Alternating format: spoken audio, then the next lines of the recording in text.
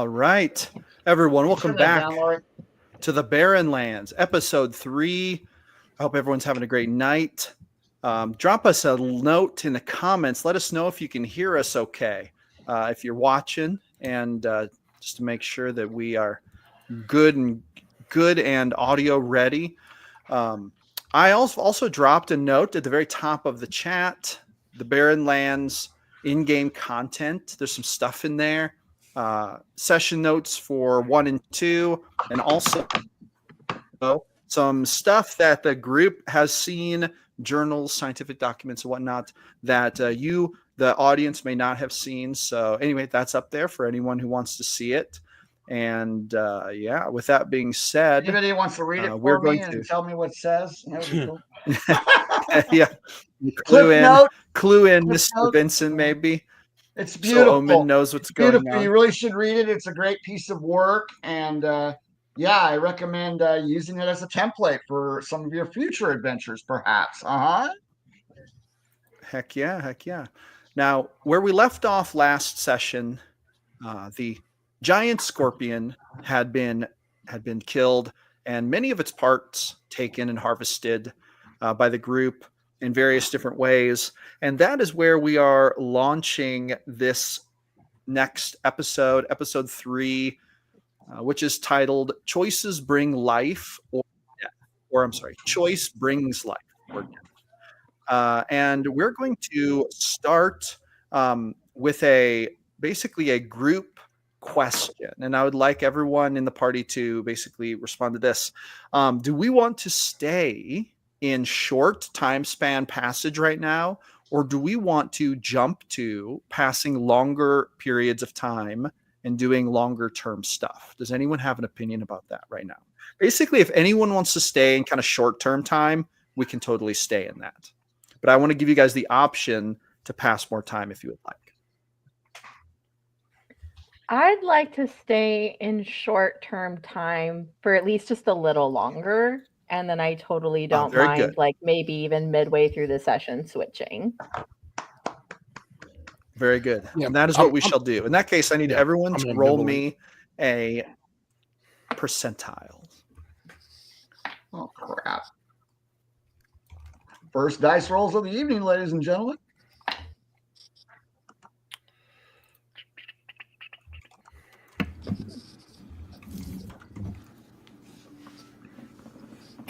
Oh.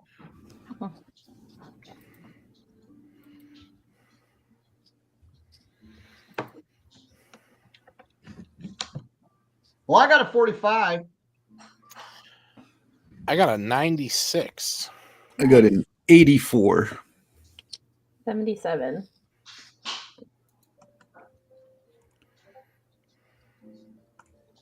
So the 96, was that the highest? I believe that's the highest. I think so. Does that sound about right? All right. Who got that again? Soul did. Soul, you get to go first. What would you like to do? So this is this immediately after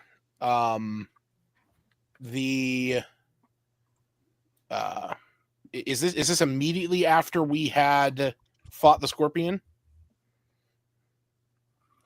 Yes. Okay. Then I believe I'm just going to work with Valente, because Valente was making a comment about harvesting what we can from this, and I think that's going to be the main thing, since it seems like he knows what he's going to be doing with harvesting this. I'm just going to kind of keep watch, make sure if he needs help with anything, be able to provide that, but also keep an eye out for anything else on the horizon that might be coming after us. Sorry, Mr. Vincent. For some reason, you weren't on the stage. I'm sorry. We're experiencing technical difficulties. However, they have been repaired. All right, very good. So, Kelf, as you go about that process, we're going to go ahead and go to Omen. Omen, what are you doing while Soul is doing this? So we just finished salvaging the scorpion, yes, and brought it inside. Is that where we're at? It would take you a little while to completely break down the scorpion. It would take you a good hour. Would you like to spend an hour doing that, all of you? Yes, sir. Myself personally, absolutely. And the other Asimar was assisting me with, because she picked up the alchemy tools.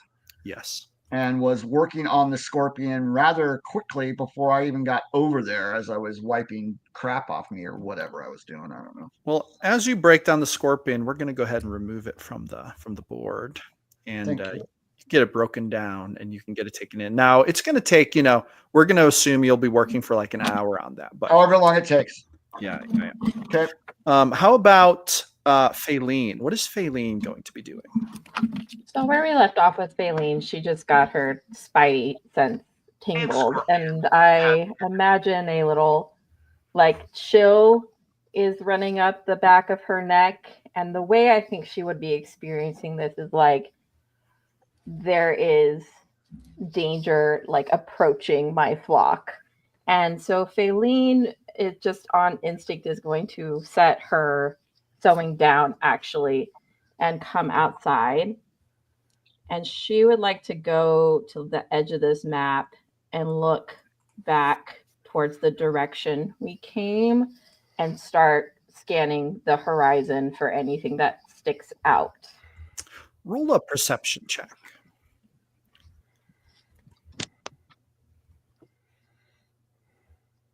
Where is she going?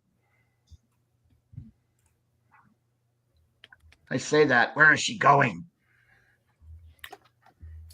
Luna kind of glances up at her, but for the most part, she's very, very honed in on this scorpion business.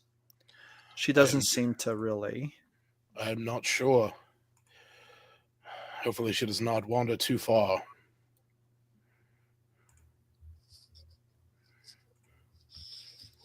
If she is going to go wandering, someone should follow her. What was your perception check, Faylene? It wasn't great. It was an 8. Oh, an 8? Okay. I can't get the dice roller to work for some reason. Huh. Anyway, okay. Okay, so you don't see anything right now. The cold wind is just blowing into your face. Is Faylene dressed in warm weather clothes right now? She is. So that you feel the wind just cutting into you, and even with your warm weather clothes, it feels just icy cold. And as you're looking out there, you hear the howling of the wind, but alas, you see nothing at the moment. Just as a matter of the environment, would the snow and the wind be obfuscating the mountain peak that we came in on? Would they be? I'm sorry. Hiding. Sorry, like covering it, like it wouldn't be visible in these weather conditions. Do you mean like the that you came in on? Do you mean like the area with the hieroglyphic kind of? Yeah, because it sounded like it was like more towards like we came down a slope to get to this area. Oh, Maybe I'm wrong. Yeah. If unless something strange is going on, you would anticipate that it would by now be completely covered. Okay. However, to be sure, you would have to put eyes on it, but. Mm-hmm.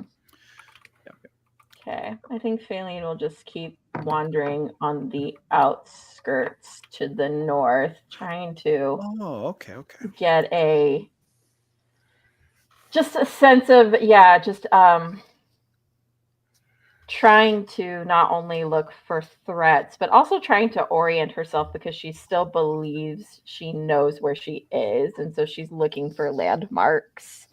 Gotcha. Okay. Mm-hmm. With that being said, let's go to Hector. Or I'm sorry, let's go to William and Valente. What is Valente doing right now? She's just grabbing the main items she needed in order to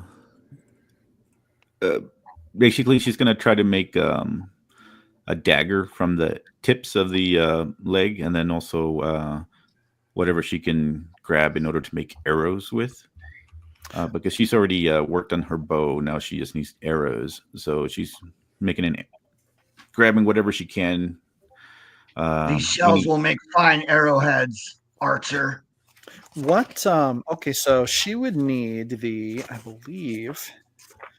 Which tool set would it be for arrows? It would be wood carvers, if I remember.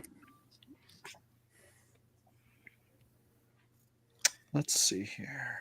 Let's see, which one did I grab?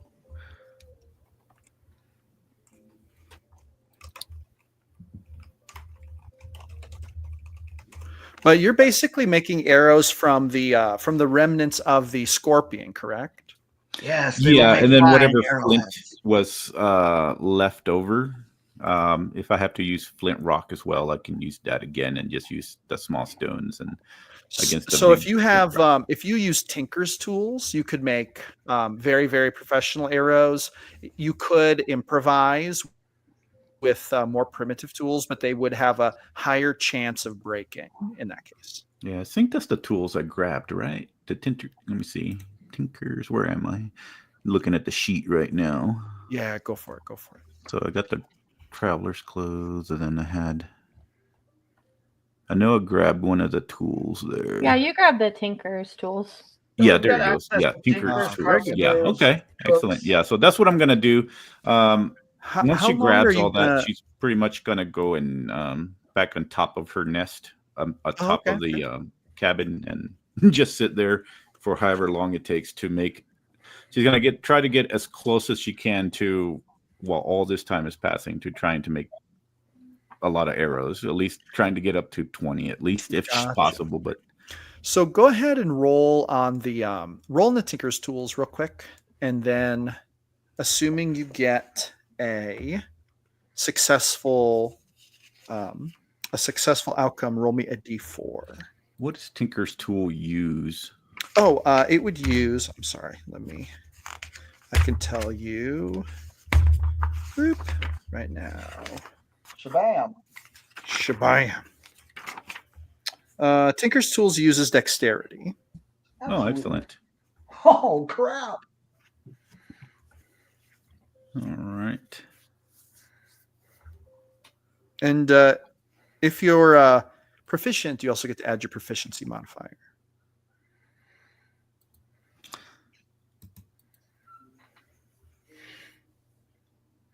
I think I'm actually proficient with, for some reason. Oh, I know what it is. This is 2024. Okay, so I'm actually proficient with carpenter tools, not. We have those as well. Well, that's think I okay. You just have want to those. roll on the Tinker's tools and just add your dexterity modifier then. Yeah. Wait a minute. Which one? Oh, we're rolling on. Never mind. Hold up 1 second. I keep forgetting on. Oh, you're fine. You can roll however you want. For some reason, the dice plugin isn't working for me on Owlbear Rodeo. That's okay. It's kind of strange. There it is. That's a How 20. about that? Nice. Nice. 20. Okay, so now roll me a d4. Was it a nat 20 or 20 altogether? No. It's a dirty 20. Then roll a d4. You dirty 20. You dirty. A flaccid 20.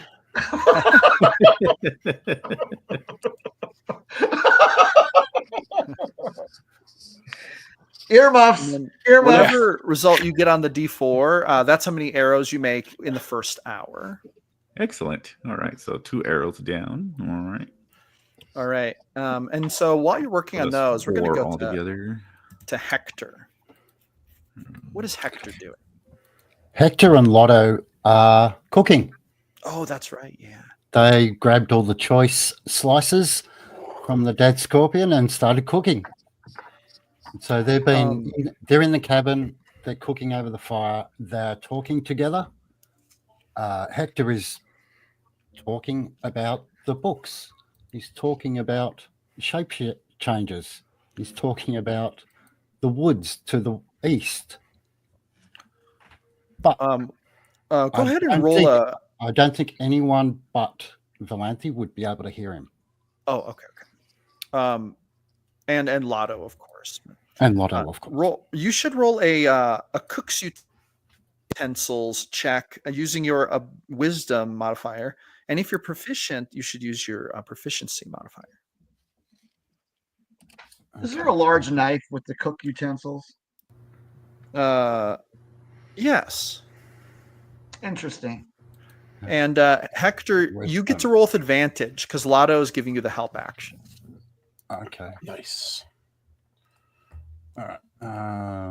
That's over here. So I want that one. No, that one. Advantage and plus what? 4.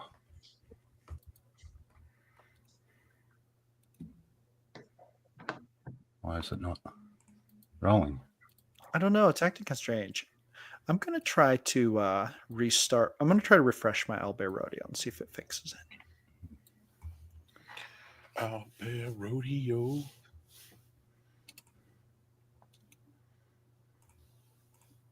There we go. Now my dice is working. Nice. It just needed a little restart. Okay, what did you get, Waz? For Nothing. Nothing yet. Oh, okay. That's fine. No. I'll just roll it on D&D Beyond. That's fine. That's fine. Wisdom. Oh, it says unable to load extension sheet. Yeah, we're experiencing technical difficulties. Yep. So for a wisdom roll, 21. Oh, so the food is smelling really good. Lotto is like listening to you and he's going, and he's like dipping the ladle in and taking like a little taste now and then, just stirring it around. Hector would get the sense that Lotto is listening with about 20% of his brain power and he's cooking with about 80% of his brain power. Yep. Shocking. Truly. And then every once in a while, almost like when Hector had said something else, Lotto will respond to something like very unexpected, like perhaps a little more pepper, put a little more salt, maybe. He just kind of seems to be very focused on the food. Yep. All right. So the first hour passes. Food is done.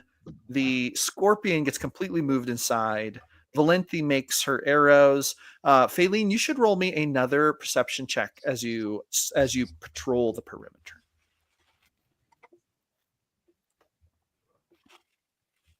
16. 16. All right. I need to make a roll here. Okay. Everything looks fine so far. You do not see anything out of the ordinary. Just snow and ice and the frigid cold. Okay. In fact, I'm bringing up my strong wind because the wind is quite strong. We'll say Now, for those of you who don't have it up, make sure that if you want to hear the music, you enable the tracks and unmute it at the top left. Because we do have background sounds and music. Is this a precursor to Doom if I click on it? Might be. Doom will likely be present whether or not you click on it is the real answer. Thank you. All right. In the next hour, Soul is going to go first. Soul, what are you going to do? And then as the next hour begins. So now that the scorpion's inside, I think since Faylene isn't back yet, I am going to step outside and sort of check to see if I can, figure out where she went. If there's tracks that I can follow or anything that is indicative of the direction that she went. Yeah. Because like now up beside you. Faylene, are you making any attempts to hide your position from your compatriot? Not from my compatriots. She is got her wall back to this rock in an attempt to kind of keep herself secure and safe. But in that case, Soul, make make a perception check to attempt to locate her. You won't need to be very. In fact, make it with advantage because she's not trying to hide from you. She'd probably be pretty easy to find for you, actually. Gotcha. Must succeed at a 10 DC.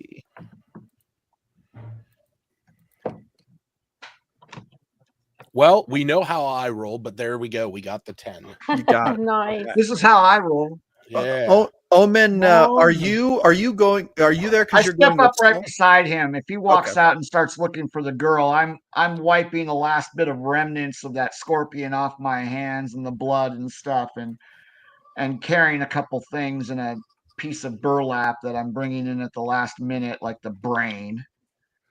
Okay. All And right. Very good. Very good. and I've been making trips in and out. Let's say what we harvest, I take it in, drop it on a table or whatever, come out, blah blah blah.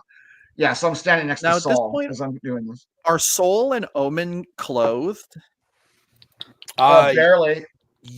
Yes. I've got rags on. Okay. Okay. So you did put some kind of clothing on. Mm-hmm. I got How at about least you, Soul? I've got at least foot wraps, hand wraps, and a loincloth. Okay. Please. Oh, okay. Is So that you're not okay? wearing like cold weather gear. No, I didn't get access to that stuff. We had to get going Uh-oh. quick, you know what I'm saying? So you feel the cold just biting into you, and it Oh just yeah. feels frigidly terrible. How about Soul? Did he get clothes on? Yeah, because I used because I know we were kind of cutting up a little bit of that canvas tent. Yes, yes. So yeah, that was my aim, is to have some wraps from that. Then if you grab them now, that those canvas when it was all said and done, that tent could have made 3 sets of cold weather clothing. Right. So at this point, I believe you could have grabbed a set. Now half of one of those sets was taken by Luna to put the scorpion pieces on, but there would be another one available, so you could totally grab that and put that on. Yeah. So we'll There's say that you have like, that. oh, it's fine. Oh, go ahead, Failing. What was that? Oh, I was just saying, because I was the one like working on them last session. There's like one set that's done. There's like one set that's halfway done, and then the third set Luna took for the scorpion. Yes. Okay, Yeah. so Soul, you could take the ones that were done. It Cool. sounds Well, Faylene is wearing the ones that were done, Uh-oh. but I Soul- think there I mean, she is sewing it. Yeah. Soul has some clothes on, girl. an I mean, unfinished suit right now. There is still yet an unclaimed Yeah, set of winter traveling clothing. that's what I was So gonna say. to make life Oh. easier, I will just snag that. Okay, very good. Just make sure you mark it down that you have Yep. possession of it. Just did. And then, so you're out there and the wind is hitting you as well, but you feel a little better now, bolstered by some protective clothing. Anyway, continue though. What would you two like? Yeah, like I said, I am going to kind of just follow her tracks. Not necessarily being like loud or anything, but like also not necessarily being stealthy about it. Just trying to follow up with her and see where she's heading off to, just in case she needs help with anything. Very good, very good.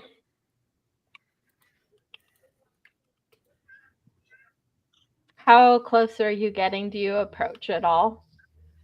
I mean, if you are within, within enough distance that I could track you within the hour, then yeah, I would attempt to approach. Oh yeah, For you can sure. go ahead and go over there. Yeah. Yeah. Okay. Omen, you could move over there too if you're going over there. I'm gonna stay where I am Oh, okay. and just watch them. I'm gonna watch him, watching her, watching whatever she's watching.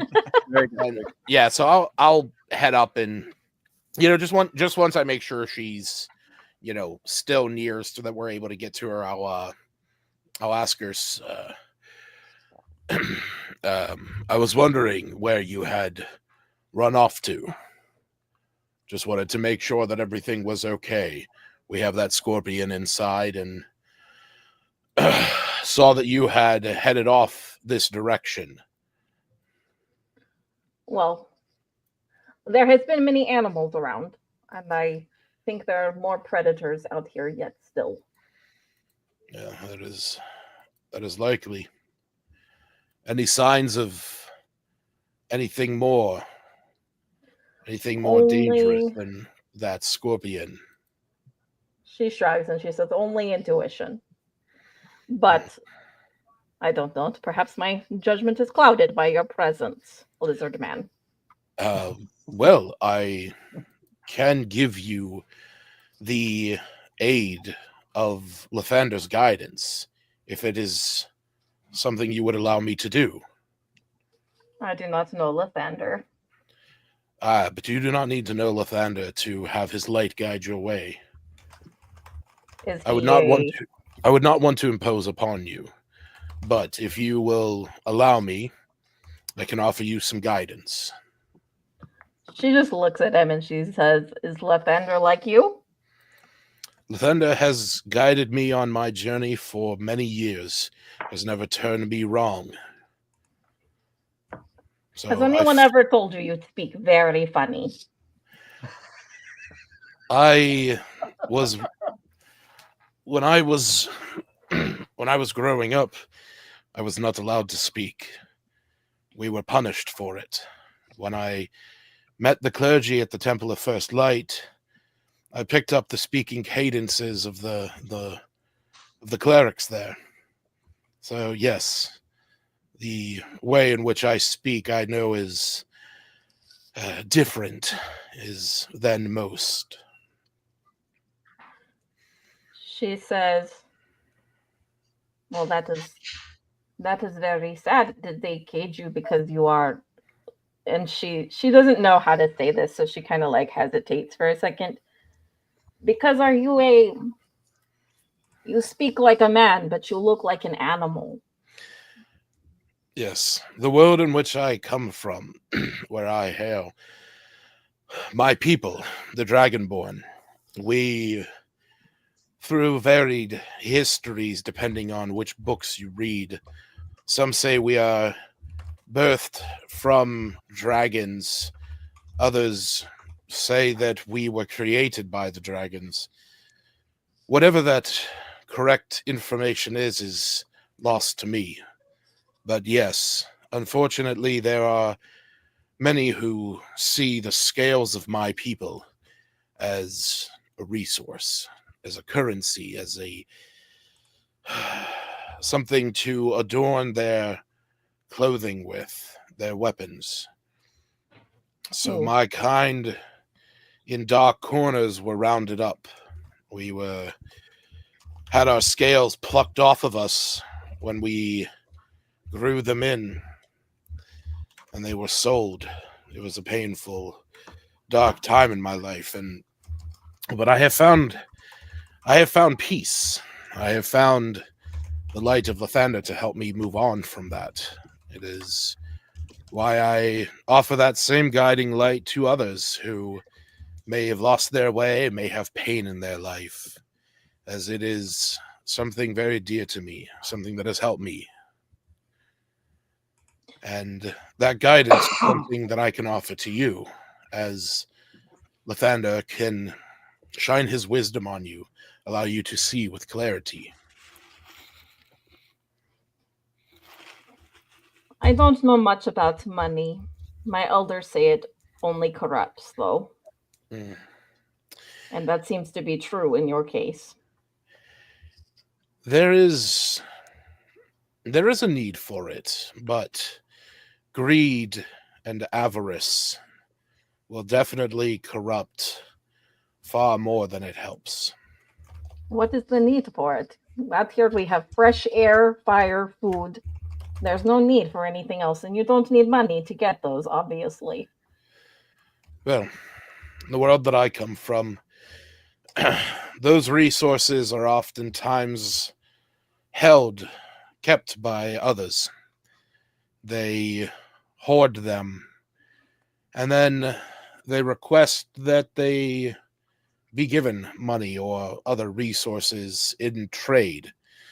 In order to acquire these, you must work or provide services. You might find the lucky few to offer donations where they might gift you with stuff. But oftentimes that effort is needed in order to simply survive. That is why many from where I come from decide to take on the life of an adventurer, where they head out into the dangerous world and do the things that others cannot do or do not wish to do, to make the world a safer place, to go to the places that others will not. And in turn, they get money, gold, treasures, resources, fame, power. Feline laughs. I mean, you can tell that her brow is furrowed, and this is a lot of information that she is taking in. That's what's visible on her face. But she also kind of laughs when you talk about what the adventurers are doing. And she's like, well, that does not make sense. Why would they need money if they go out into the world and they can go get food and wood and weapons and all the things that they need? What does the money for? This concept is very alien to her. But she says,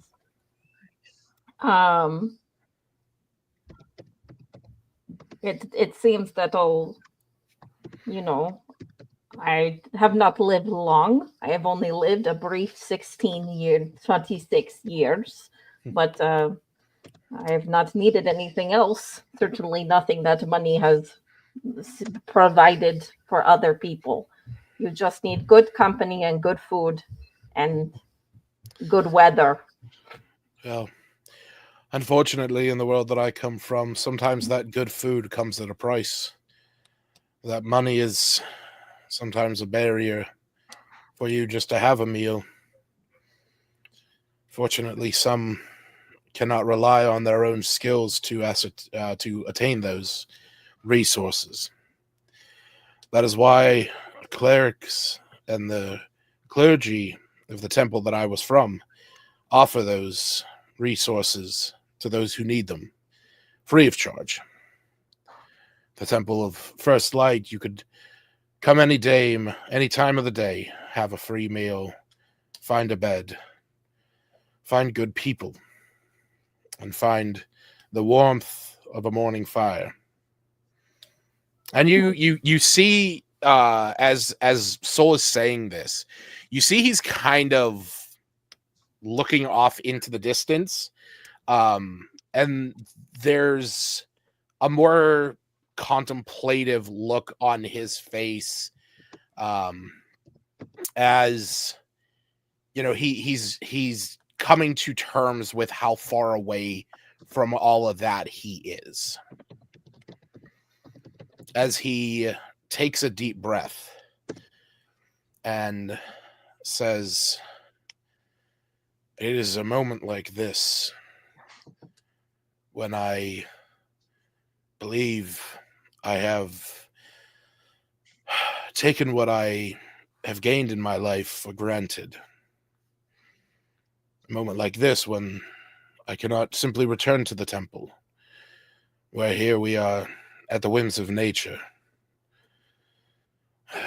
It is strange that I still feel the presence of Lathander in this world, but it feels different. Not bad, just different." My elders teach that you do not need a building to call upon greater forces. The whole nature around us is like a big temple. That is true. I do like that. At We this may point, even be in a holy place. will you, Faylene, make another perception check with advantage if you're helping Soul? And I am kind of, while I'm doing this, I'm gonna, like, you know, have a moment where I am like resting my hand on her shoulder, and I do want to cast guidance on her. Very good. Okay, very good. So, Faylene, you get to roll an extra D4.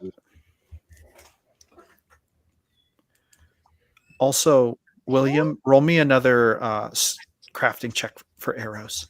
Oh man, with that guidance, that is a 25. Ooh, Nice. a 25.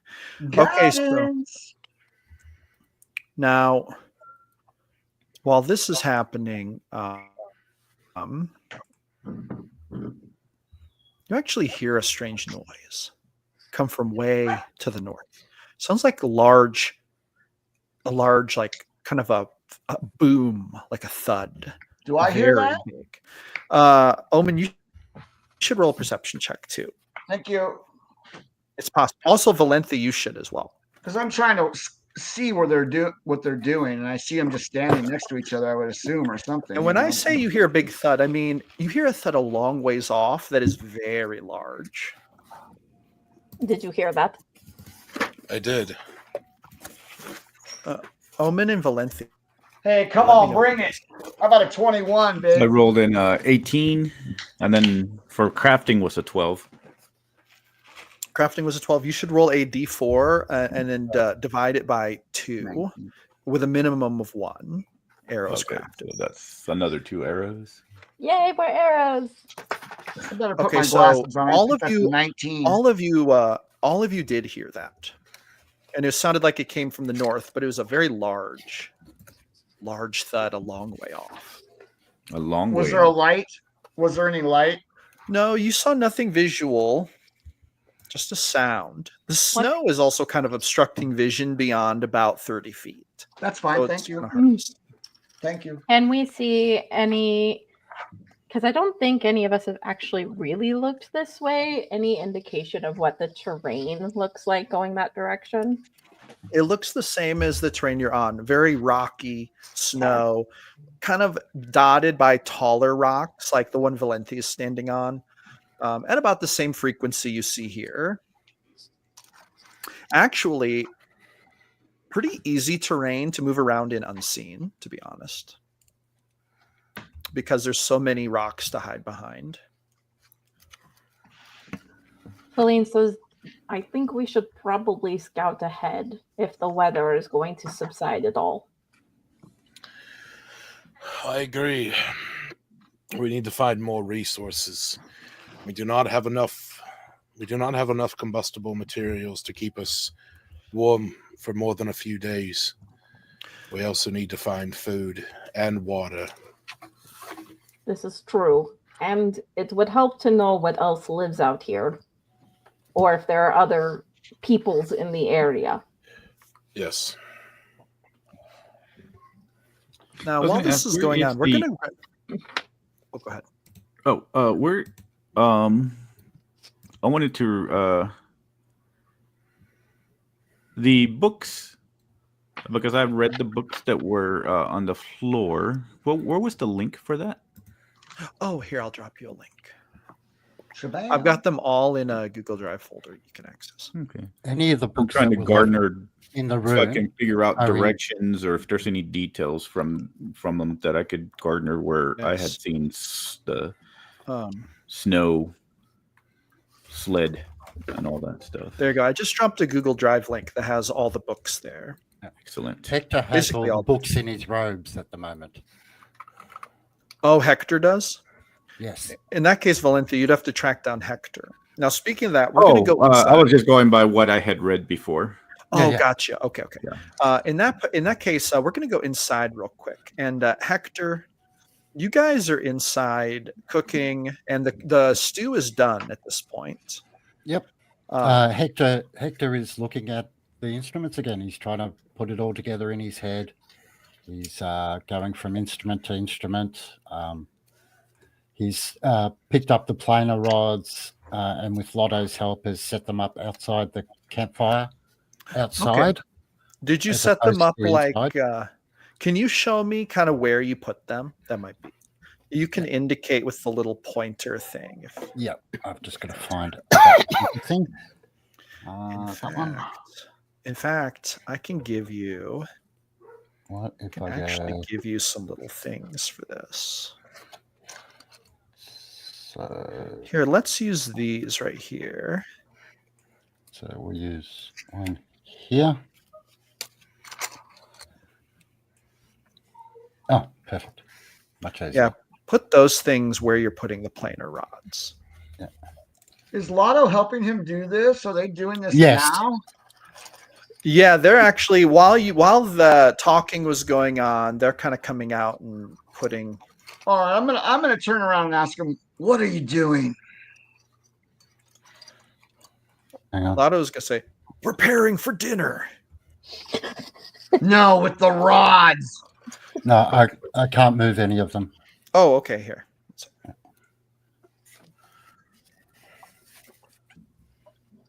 There we go. Interesting that you can't move them, but now you should be able to move them. Now what have I done? All right, now give it a try. Hey, there we go.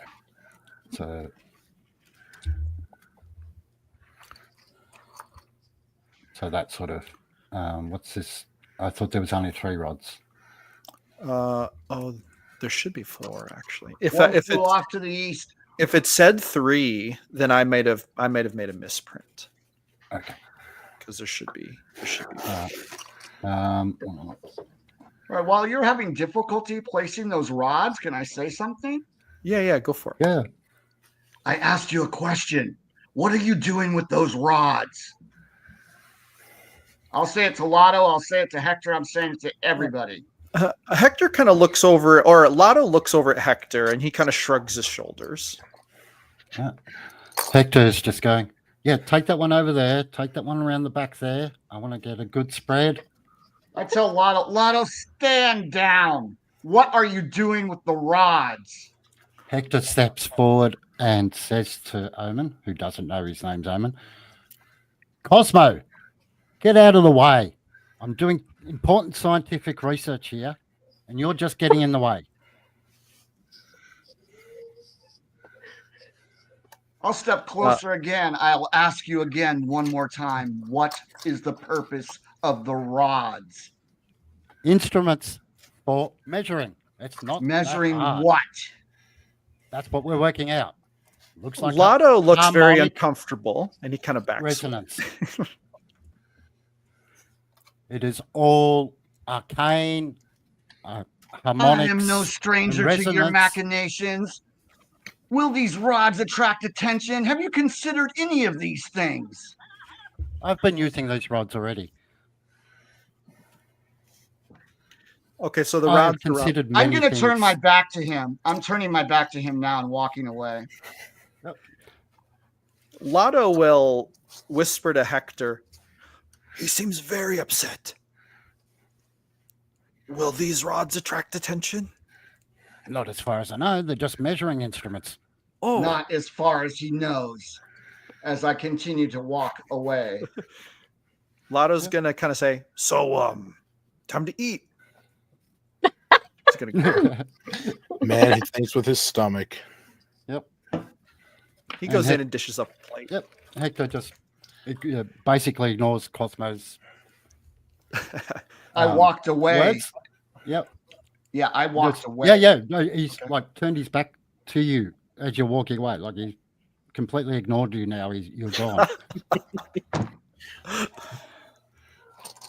So he goes back into the cabin with Lotto and looks at the other instruments and seeing if any of them are lighting up.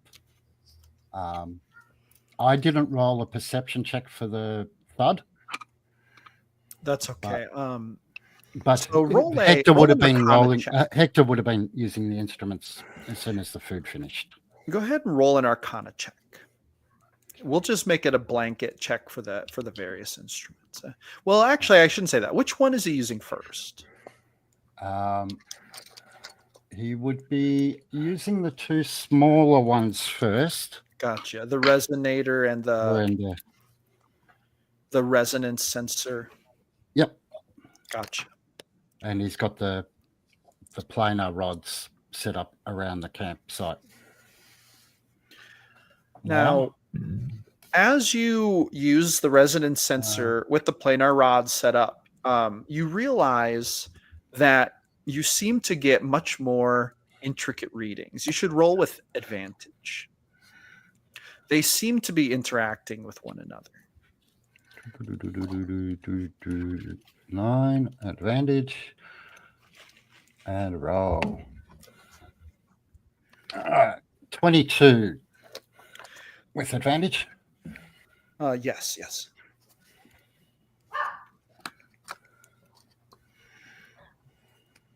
Tell him, Diva. That's my dog. One of my dogs. Heck yeah. That's little Diva. Oh boy, she's a diva. She makes me look tame. What kind of dog is she? They are Shih Tzu, Oh, the nice. Chinese dogs. Yes. Hmm. Diva and Was that- Bella. Was that the 22 with advantage? Yes. Okay. You're detecting levels of 0.6, which Hector has come to determine is much more than nothing. So he's picking up something. And then it suddenly spikes up to a 0.8 and then back to a 0.6 while he's literally looking at it. And he realizes that it just kind of sits at a 0.6 after that. Okay. But he has noticed something with those rods set up. He's noticed kind of another indication of something, and he kind of sees that the meter is trembling a bit. Like it's like almost there's like a vibratory element to the readings, which he didn't notice before. And with that kind of Arcana check, he would kind of gather that's due to the higher sensitivity of the device while paired with the planar rods. And another thing that Hector has come to realize since starting this is he's come to realize that anything above a 0 is generally considered abnormal. But in this area, it seems that anything below a 1 is kind of normal. If it spikes above a 1, it seems to be kind of like in this area, it seems to be like a significant event. Okay, so 1.0 is abnormal.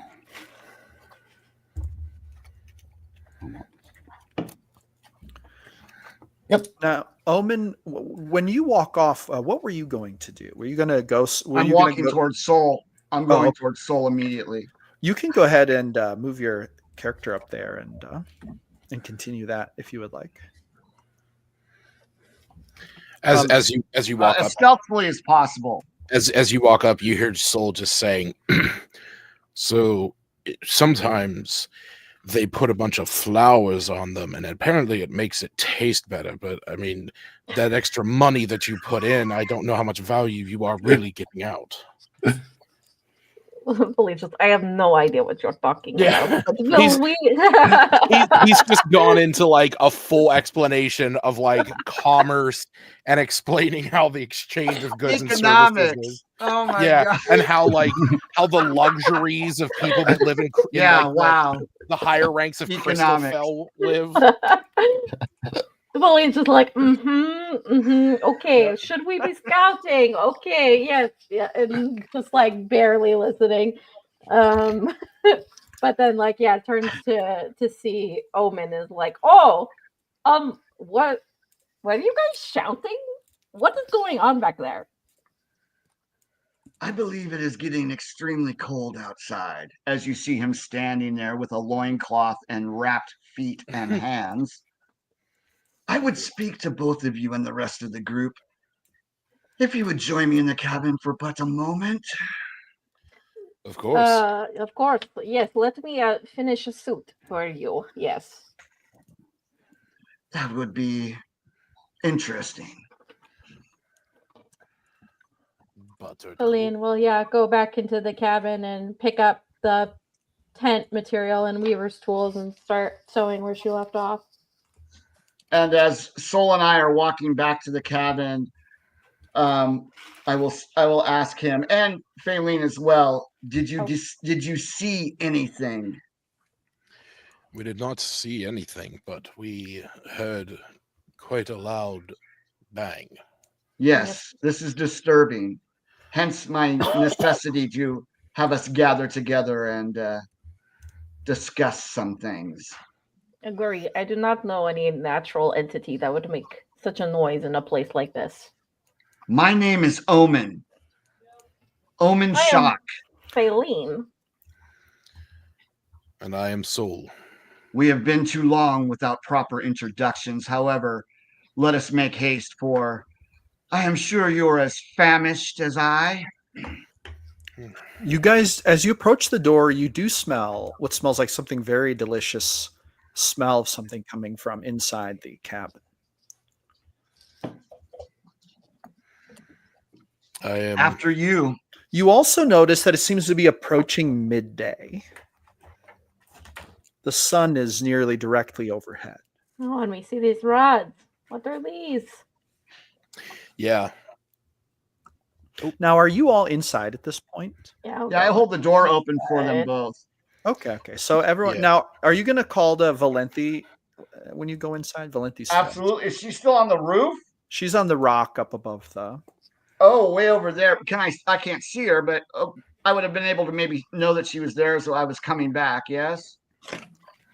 That's where, yeah. I mean, I assume you would have seen her climb up there at Yeah, one we were point. walking this way. Yeah. So You could totally know she was there, I think.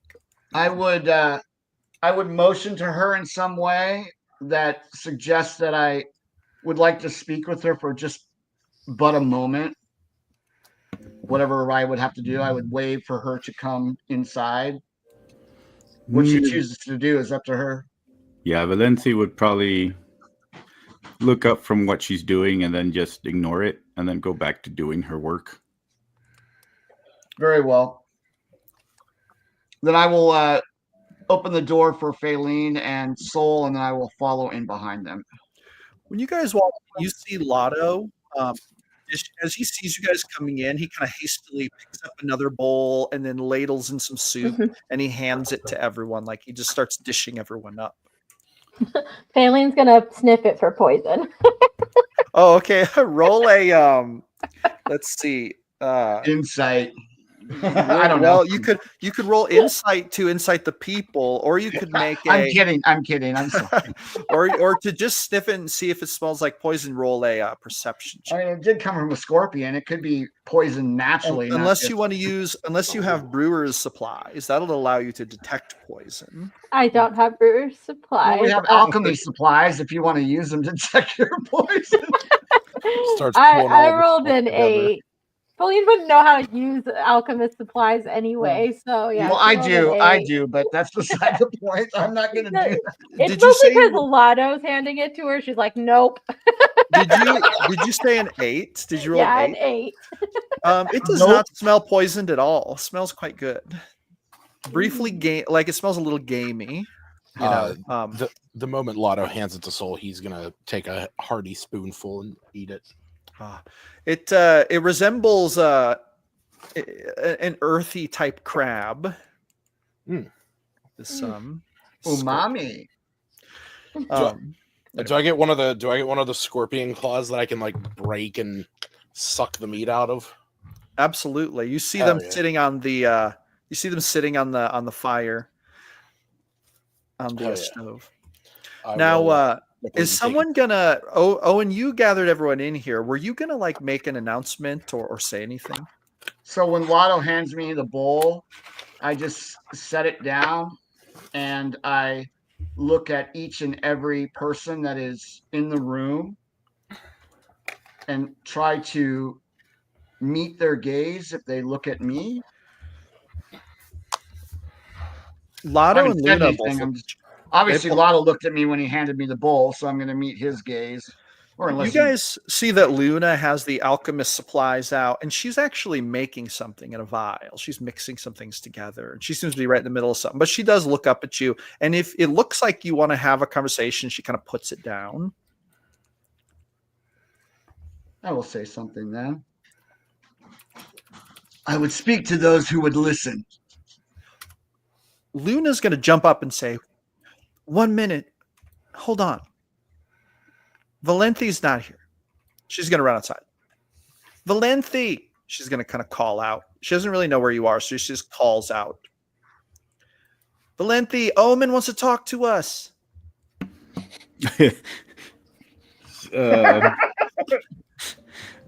Valancy will Time to come in for dinner. sigh again and just look up from her work. Is she She able? sees Luna looking around. Luna doesn't know where she is. She'll just yell. It says, "Well then, let him talk."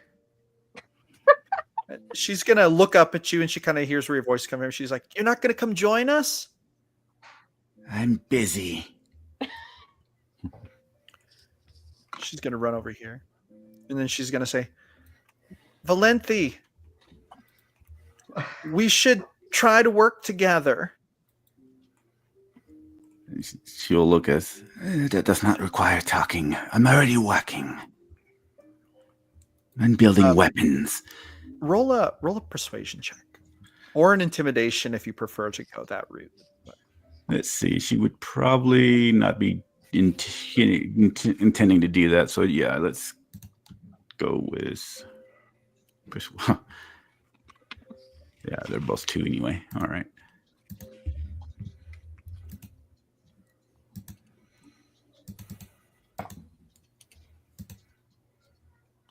14 for persuasion. So Luna's going to kind of say, "Are you sure? We should just talk without you?" And she'll sigh again and look annoyed this time. It's like, I wouldn't have said otherwise. Oh, okay. You kind of see her look a little puzzled and maybe even a little bit, there's a strange actually feeling. Roll an insight check real quick. She's going to go back inside. Insight check is... insight check is pretty high. Okay, let's try that one. You guys see Luna come back in and she says, "Valenti's not coming. She's sitting on the wall." That is all right, child. 18. 18. You saw a strange look cross her face, and the emotion you would pair with it is anxiety. Valancy just shakes her head. People are strange. As Melissa's saying this outside, sorry, can we just pan for a minute? Sure, go for it. Just because I think Pauline would also be saying, as Valenti's saying, people is strange. That elf is very strange on the inside. This is a crosscut. Yes. Anyway, Luna comes back in and sits down, gets her bowl of soup, and then she just looks up at you, Omen, as if preparing to listen to what you have to say. And actually, she looks really interested in listening. Like, she put aside her alchemy stuff not because it seemed like she was doing it just to be nice, but because she legitimately seems to want to have some kind of talk. So she seems very pumped. Lotto's just licking his fingers and going for seconds. And before they, just so I don't cut off anybody while they're doing their thing, Vinlanthi will look toward the north, and then we'll look toward the south. So looking toward the north and the south is all the same currently right now, even at my vantage point, as far as the landscape. Yes. Okay. And you should roll a perception check, and you should also roll another crafting check. And if you make a DC of 15, you should roll another D4 for how many arrows you've crafted. Okay, so I'm going to roll perception first. But from what I was reading in the journal, I know I don't want to go north. So that would be 16 for perception. You don't see anything right now. You don't hear anything either. Okay, and then crafting.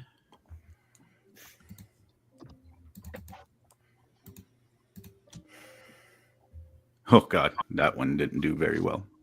6. Oh, for crafting? In that case, then you make 1 arrow. Okay. Excellent. This one was a bugger, apparently. Yeah, that was a hard one to make. All right. Well, then the fingers get cold.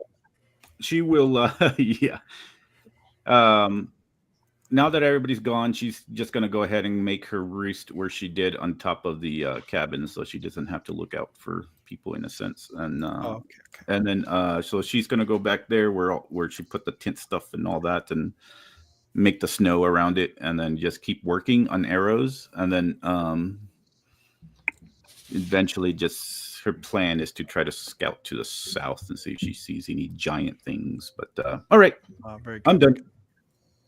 All right. Now we pan back into the cabin to the conversation between the party members. As Luna comes, her name is Luna, yes? Yes. As Luna comes back in, I said, I would speak to those who would listen. And I chuckle as she walks past me, dejected that she could not convince the elf to come in. Perhaps. I don't know. Hang on a second. Sorry. I'm trying not to laugh here. As Omen is talking, he keeps hearing like a coming from Lotto as he Thank takes you. big sips of his soup. Same with Can I- from Soul. Excellent. That dinner conversation is sometimes heard best with a full stomach. Can I tell that I heard Valencia go onto the roof of the Were you cabin? trying to hide that, Valenti? Like make a stealth check, or were you just kind of jumping down there? No, she wasn't hiding that part. She doesn't really care about Okay. them hearing Then yet her. you would have heard a light thump, indicating that kind of the familiar sound of Valenti being on the roof. Excellent. Excellent. And as the group continues their feeding, I will say, my name is Omen Shock. I, like you, are a victim of abduction. However, unlike you, perhaps, this has happened to me twice. It's because you sleep too much. I look at Hector and ignore him. I look at him briefly and then ignore him. Higher powers are moving pieces.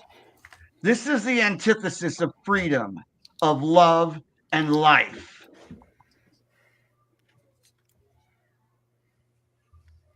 Pause.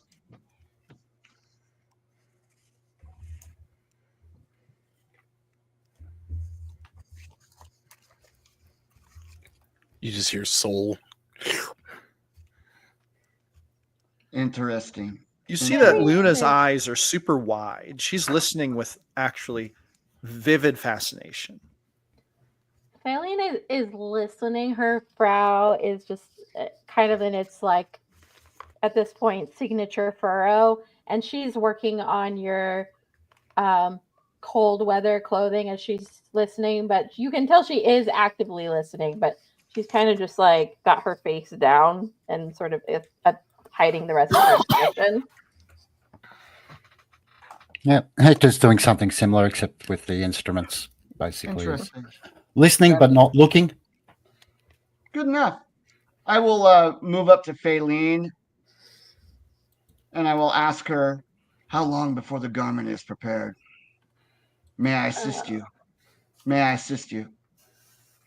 Or continue to assist you, as I was doing before all of this began. Like, well, that would be appreciated. This one is for you.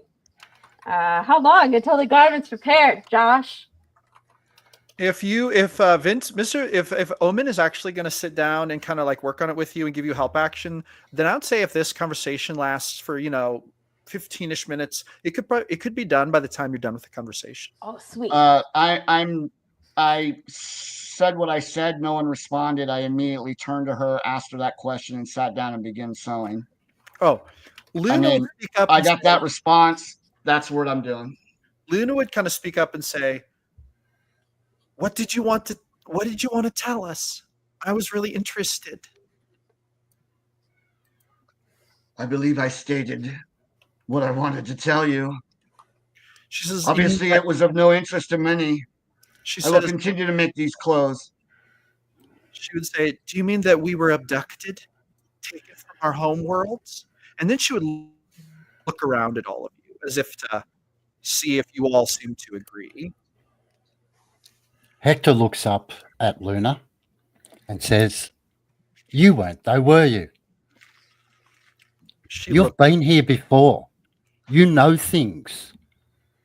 Things happen, and things happen to you. There's something here. You are not abducted. You were not brought here. You were here. Her eyes go kind of wide. And then she says, no, that's not true. I was taken from my home world too. But how do you know about this place already? We don't know anything about this place, but you do. How? Come on, how? She's going to shake her head. She's like, that's not true. I don't know anything about this. You knew about the gods not being able to be spoken to. You know what's going on. Talk to us. I'm going to stand up and turn to Hector immediately if he's escalating this conversation towards her. I would like to roll an insight check on Luna. Yes, go for it. Okay, so Omen stands up. If you want to say something, Omen, you can. Go for it. Luna looks shocked, and she just sits there with her eyes wide. That And is a she's 17. so okay. I'm gonna message you something privately here, Kolf. Okay. On Discord. All right, so then I'm going to say, let us not speak of what she knows.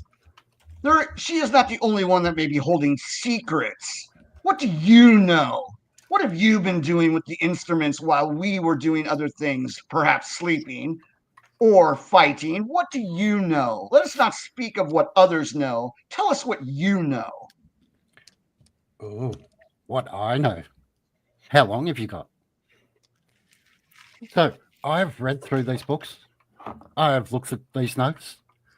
I have looked at these readings.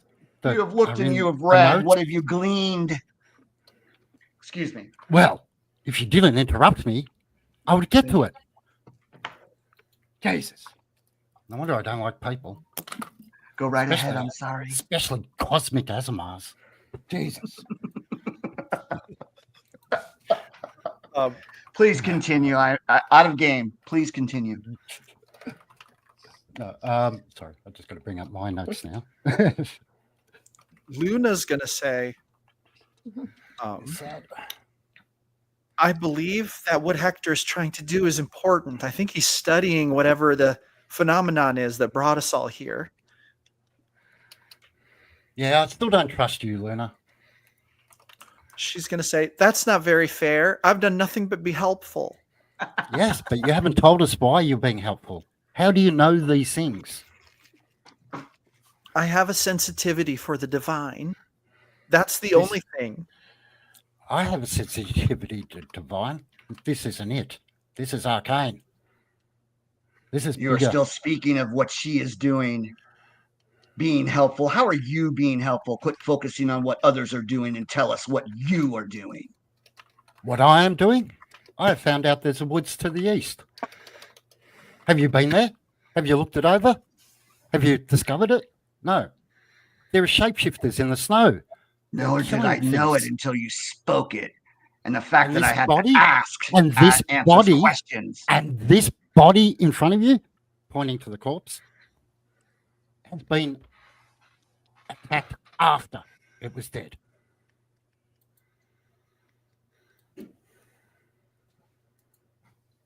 I think we're in a lot of trouble here. And if you keep being so antagonistic, we'll never find out what it is that's going on. Are my I've been questions trying to find out antagonistic? what it is. Really, I've my been trying to questions are find out. antagonistic. I have been. And he's getting really angry now, and you can see the pain coursing through his face and everything. I lost my leg a day and a half ago. What do you think I've been doing? Feline will chirp up at this point and she says, well, we don't know because you are not speaking. How are we supposed to know what we are doing? All of you should stop and be quiet. Nobody's going to go anywhere if we don't have clothing. And so far, I've been the only one with the help of omens sometimes who have actually picked up a tool to do something. Yeah. You've got a very short memory then, haven't you? Luna's going to say, I helped you before I went to bed. That's I helped you before I went to bed. I didn't even All right. need it. I didn't even need it, and I helped you.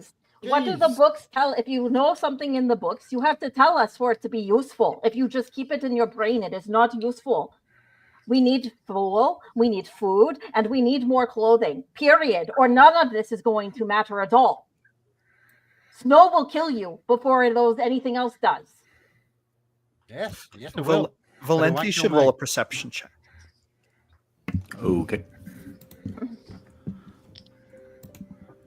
Perception. Let's go. Now at this point, Luna is looking 9. at a 9. Okay. Luna's gonna look at Hector, and Hector, so she basically is trying to get a read on your character, and I'm gonna ask you, would your character be visibly like showing any signs that he intends to harm Luna, or does it sound like Oh, he's God, just no. He's Okay, in okay. pain. He's like gripping his stump of his leg. It's So, been a day and a half since he lost his leg. He's in a lot of pain. she is going to kind of stand up, and she's going to step forward, kind of over to where Omen and Hector are. And she's going to reach out her hands, like kind of gently over toward both of you, and kind of put her hands on your chests. And she's going to say, "Look, we're all in the same situation. I'm just trying to be helpful. I'm really not trying to cause trouble. Whatever you want me to tell you, I'll tell you. But I'm telling you, I come from Norskal. That's my home world. Just like you, I came from a different world. Everything went black and I woke up in the snow. And I just want to be included here. I don't want to be on my own out there. It's very scary." That's what she's going to say. Hector will I'll say to her, you have a right to be afraid, very afraid, but not necessarily from just what's outside, but what's within. And I turn back around and go and continue to try to rapidly create clothing. Okay. So while this is going on, Valenthi should roll me another perception check. Oh, right. Now, at this point, Faylene, you kind of, with Omen's help, you kind of put the last stitch in the piece of clothing, and with you guys, taking some time to talk and eat, the clothing would have been done at this point. No, she holds My it up and my rolls have gone back to normal where they are, so I rolled a 1 this time. You rolled a nat 1. Yeah. I'm really focused on my arrows.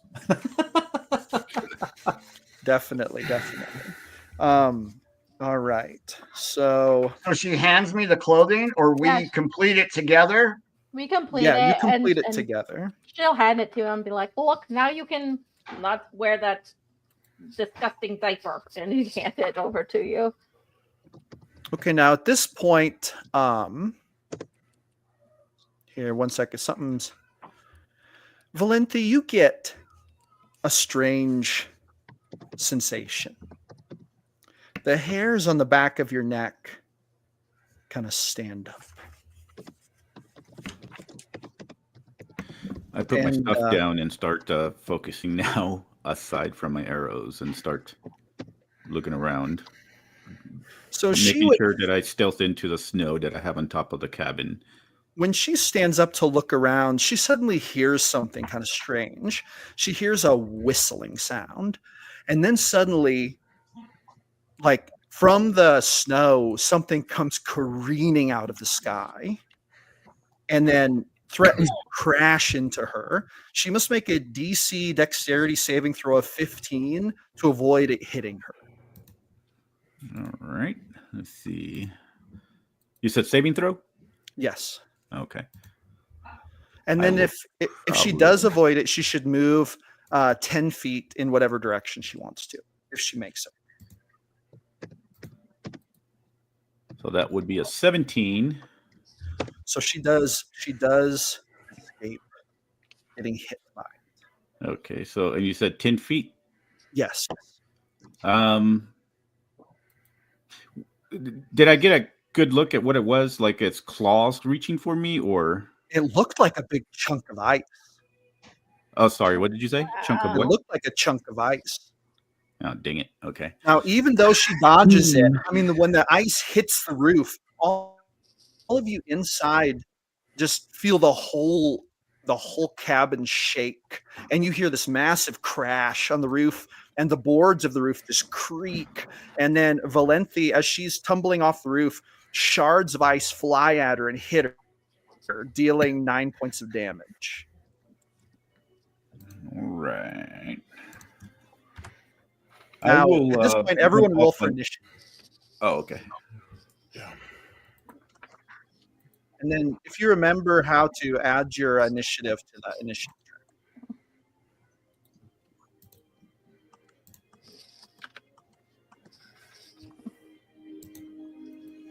Did I happen to perhaps get another arrow by any chance? Oh, not at that point quite yet. Okay.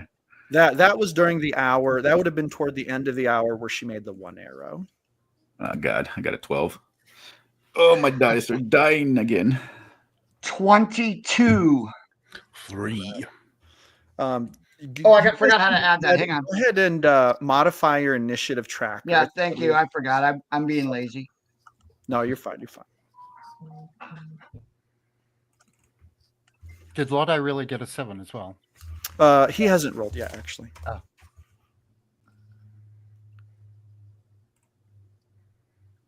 No, he got a 9. Too busy eating. He was. Oh, big. no. I was just thinking if he got a 7 as well, then him and Hector could do things together. Absolutely. All right. Now, at this point, Omen Shock, you get to go first. You felt that huge crash on the No roof. doubt. What are you So doing? I'll quickly throw the clothes on me as quickly as possible and move outside at maximum distance or maximum speed and velocity. Now, that ice shard, Valenti, came from the north. Gotcha. But Omen, you didn't. Okay, you yeah. wouldn't- But just Yeah. for Valenti's knowledge. Yeah, I pretty much just took jumped to that rock so I can be on the south side of it, trying to get cover. Very good. All right. So then Omen, I move outside to try to see what impact, to get. I mean, I could jump on a rock, I suppose, to see what's on the roof or what impacted the roof or what happened. you look up there and you just see snow everywhere. I mean, and it looks like it looks like the roof just has a bunch of snow on it, and you kind of see it looks like a chunk of ice. All right, I'm going to run and jump upon the roof if I can kind of do that. I mean, or that's what I'll begin to do, and then Faylene can come outside or whatever. I'm trying to get up on top of the roof to make sure that our reluctant comrade wasn't crushed. So it's just movement, no action quite yet. Well, just climbing up the wall as best I just want to get up there and make sure that Valencia wasn't obliterated because I don't know where she went. When you go up there, you do not see her up there. I don't see any signs of blood or anything. Oh, you do see a little blood over in the All right, south. then I'm gonna follow it, and then Faylene, please go ahead. Faylene. You could follow it.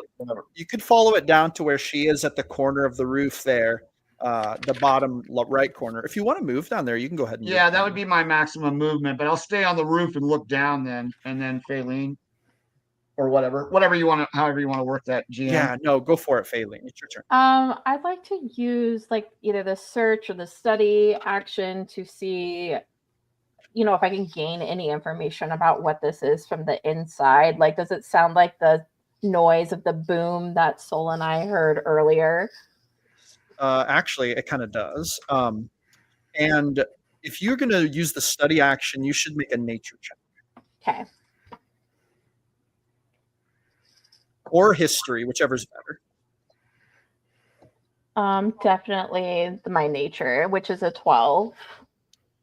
So you think to yourself, man, it sounded like a rock just slammed into the roof. Something must have been big enough to throw it. That's what you think to yourself. Okay. Faylene will be like, I think it was a big rock, and then run outside. He's like, I don't want to be. Go ahead and I take don't your want to be cramped in here. and then it'll be Luna's turn. There. Luna snatches up the potion she was working on. She kind of looks at it, and then she would look over at Sol, and she would hold it out to you. She says, if you get hurt, drink.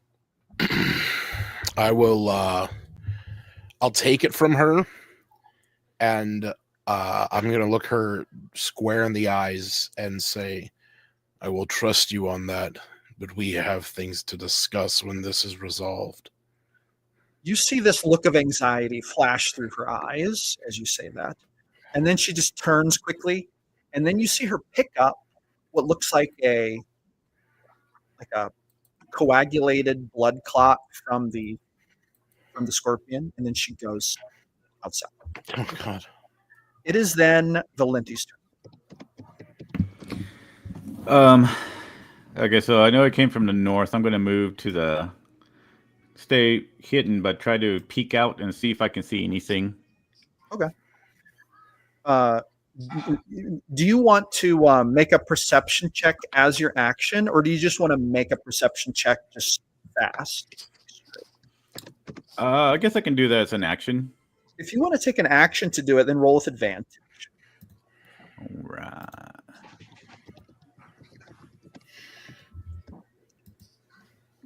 I really need to get my perception going here. All right. That would be a 19. So you hear what sounds like loud footfalls, and you see something. Oh, It is 9 foot tall, and it lumbers towards you. It looks like a young frost giant, like an adolescent. And then he's like lumbering forward, his eyes drooped down, scanning the horizon as if looking for his prey. You see that he has on his back, he's got a big, what has he got? He's got a big great club slung on his back. And then behind him, way back in the distance, you hear this mighty thundering. You hear Thrak Sokrak Grak Merkash Drak Thrum. And it just booms out. All of you hear it. And the noise literally shakes the ground. And then this adolescent kind of turns back and kind of yells, Yucky-doo. And then he kind of turns back and he's like looking around. So Valente, you see all that happening. I will. I will Hunter's Mark it, I guess, for my bonus action then. And Hunter's Mark.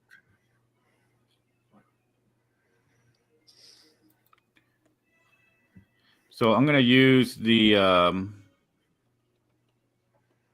if I can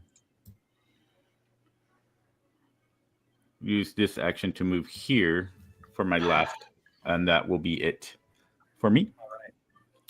You will now go to Lotto.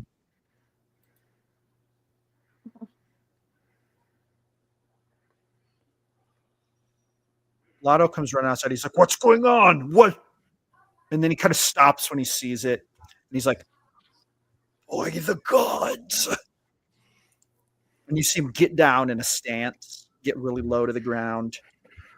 And then he kind of shouts, "There's something coming." As if he's shouting. I'm sorry. I'm sorry I laughed so much. No, you're fine. Right. Quit making me spit beer out my nose. All right. That's Lotto's turn. He doesn't have any more thing he can do. It is going to be Hector's turn next. Yeah. Hector will check the instruments, make sure they're not spiking in any particular direction, and then move out. Is he doing it as a full turn action, or is it as just a quick glance? It's probably his full turn. Like he'll case, check each one of them and walk out. Gotcha. Then roll an Arcana. Yeah. And he probably can only get this far. He's not very fast. And Arcana, I know those numbers. So click on this one. Do I get advantage on this one? By the way, do any of you speak Giant? No. No. I technically speak. I speak Dwarvish, which I know that the font is a derivative for Giant. You would recognize it. That he's speaking. You heard that bellowing. You heard was Giant, and it wasn't the adolescent who was shouting. It was someone. Never mind. Oh. Never mind. I do. As a background, because of the story, she does speak Giant. Oh, she does? Yes. So what she heard shouted was like whatever was shouted from back behind. Basically, what she would have heard was Son, the wizard is likely still alive. Kill him. That's what she heard. Lovely. Well, that's interesting. I will tell what I heard to Omen, and whatever he does with it. He's the closest person. Oh well, I gotta wait, but thank you. Can I respond to what he tells me real quick, or Yeah, or you is can it respond. the next? You can respond verbally as a free action. You can talk about it. All right, I'll just say, we can't kill the child. It'll Heck- bring the mother or the father. We've got to try to negotiate or something. Hector, you would have detected that the instruments are spiking a little bit, up to a 0.7 or a 0.8, but nothing extreme. Okay. Well, by your opinion, with what you know now, this does not seem to be a phenomenon-related event. Yep. Anyway, so now, did you go ahead and make your movement already? Yes, I'm just All right. I'm playing it. He's got half speed because he's on snowshoes with one leg and a crutch. You get an inspiration roll. Give yourself an inspiration. It is Soul's turn. All right, so hearing everything that's going on out there, Soul is going to step outside, make his way towards where everyone's attention is, up next to Lotto. And once I see this young giant, I'm going to realize, I don't understand the giant speech, but I know that this is a threat because obviously it probably threw a giant rock at Valente. Yeah. So I'm gonna kind of step forward, raising my hand up into the air as a golden glow kind of flickers across my fingertips, and then that glow moves up to my throat as I'm casting thaumaturgy on myself. And you hear his voice thunderous, almost like a divine boom that shakes around him as I say, "Tremble, frostborn whelp, for you stand before the wrath of the rising sun. I have burned greater things than you to cinders. Your icy breath wilts before my fire. I am the flame that melts winter. I am the light that shatters the longest night. Flee now before my radiance scorches you from this world." As I'm trying to scare him away. You should roll an intimidation check, and you should use Awesome. advantage. Awesome, because that is exactly what booming voice thaumaturgy does. Shabam! You beat me. That is a 20. That's a soft 20. Oh, wow. I have a +5 to intimidation, so got lucky with that. God! Oh. So, you see the adolescent turn towards you, and then you kind of see a worried look across his face, and then he kind of goes, you kind of hear him make like a kind of like a here, one moment. Mhm. You hear him making kind of like what sounds like a whining sound, like kind of a low moaning whining sound, and to Soul it kind of sounds like maybe a worried sound. Like a whimper almost. Yeah, and then he kind of shouts. He kind of turns his head to the north and shouts, "Grom, Barak, Flamzur!" And he seems kind of worried, and then he kind of seems to try to like step backwards, like he's backing away. Would Valanthe hear that? Yes. She would have heard that basically meant he shouted, "Father, it's a fire lizard." Oh no. Oh God. Okay. Okay, so Soul, is that the end of your turn, or do you have more stuff? No, that was it. I'm like, trying to. I can only do one effect from thaumaturgy per round, because I was going to have like my eyes glow and like tremors across the ground. But I might do that on my next turn. Gotcha. Okay. It is Omen's turn. Oh God! All right, excellent. So I will move. So can I discern what direction? I can discern what direction the voice was calling. The big The voice? child was yelling towards. Oh, I'm yeah, sorry. toward the north for sure. So behind him, Yes, yes, like over his shoulder. yes. Okay, thank you. So I'm going to move. Let's see my distance here. Oh yeah, I can move 40 feet walking, so this is not an issue. I'm going to run from the roof and jump down as unimposing as possible, and stand in front of Saul and say as I land or come up to him, "We must not intimidate them, not yet." Go ahead and you should move your character. Yeah, I'm on a measuring thing. Hang on. Oh no, you're fine. I got it. Woo! Bam. So what? And what I did- will What did Roman say? I will turn towards the youngling and hold my arms wide and lower my head slightly in a reverent bow, slight bow, with my eyes looking at him. And what are you gonna? That's my movement. That's what I state. It's up to you guys. What are you gonna do? When you bow, is that an action you're doing? Certainly. Yes. With great gusto, I bow and try to meet his eyes with mine to show him that I am of no consequence or anything to be feared. Would it be fair to say that this would be an attempt at persuasion? Like maybe It is. It is. make a persuasion check then. Thank you. Let's go. Come on. I only get +1 on this one. I'm not going to add it. We'll just roll it. Here it goes. Come on. 15. 15. Okay, very good. You see him kind of turn back over his shoulder again, and then he shouts, "Minak skol, brenak me," which to Valenthe you hear, "The little man is bowing down to me." Oh God. Easy. It could be a good thing. For the sake of I don't Valenthe, I don't know if you read the story of Valenthe or not. But would she know anything, for the sake of not metagaming here? Would she know anything as far as frost giant stuff and culture?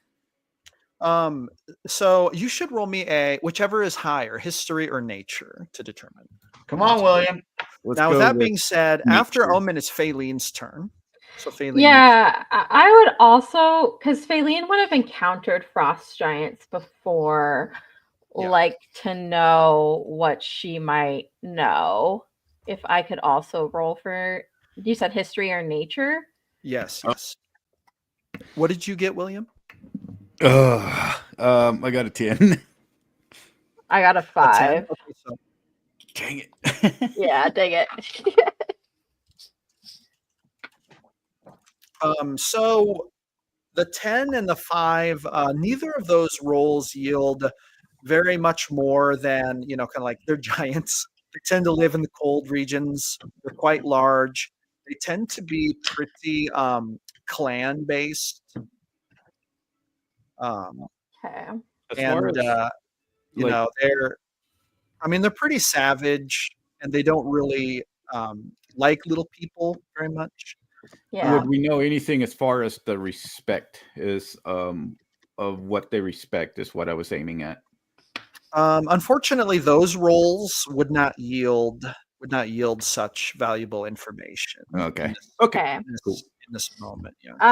Faeline then seeing everybody like moving and obviously knowing the action is happening over here, she would run up into this position, sees the frost giant, and is like, "Oh, it is a giant pest," and she is going to cast. Sorry, I had it all planned and then I tabbed away. You're fine. Technology. So wonderful. She is going to cast Create Bonfire. And she would like to cast it on like the area behind the giant. Is it that big? Oh, It's not. No, it's not that big. Oh man, now it won't let me grab it. Okay, but that's okay. It's there. Oh, there we go. Like in this quadrant. Or to like not to be crude, but like almost like set his pants on fire from behind. Okay. But she's gonna subtle spell this so it nobody could hear her or see her doing it. But she's just like muttering to herself of like, oh, it's just no food for you today, pest, and like is it close enough that he needs to make the saving throw, the dex saving throw? Yes. All right. He does. And so it is, let's see, with my DC, that'd be a 10. He does not make it. He fails. Okay, so he takes 1d8 of fire damage. Oh my god. Go ahead and roll it. Go ahead and roll it. That's an 8. 8? Okay. Mm-hmm. Max damage. So suddenly the flame licks up and catches the pant leg on fire. And then you hear a it was like a howl of pain. Damn it. Sorry. He who throws rocks should expect his pants set on fire. And that's her turn. She'll finish her movement by taking cover back behind this rock. So. Okay, so now it is Luna's turn. Hector, you're the only one really in sight of Luna, and you see her do something kind of specific. She picks up this she's holding that like a bloody mass from the scorpion, and you see her like bite into it. And when she bites into it, you see her eyes kind of flare up in a orangish light. And then you see her eyes kind of go a bit dark, and then you see she holds out her hands, and you see her fingers kind of turn black at the ends, and then she runs out here. And she's actually going to run over to here, and you kind of see her try to hide behind the rock a little bit. With her eyes kind of blackened out and her fingertips black, and she just waits there. That's what she does. Now it is Valenti's turn. All right. 15. Just enough to be able to still. She's going to move to here.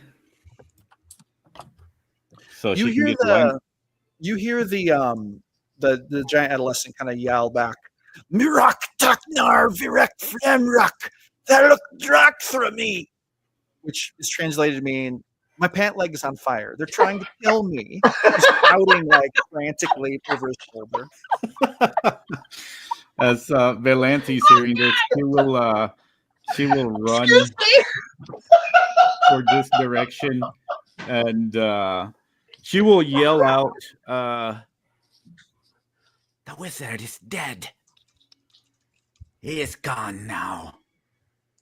And as she yells this loud and giant back at him, and she will go to this section and point her arrows or her bow at the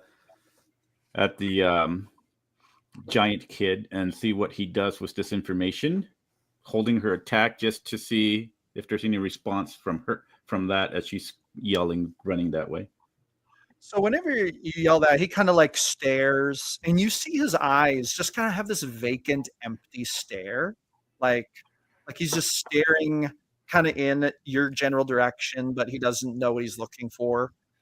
And then there's a booming voice from behind him, like a massive voice that kind of shouts, "Draxkolnuk minor, Gronak Nordic minar spak," which you translate to mean, "Smash those little people. We'll put them in a soup."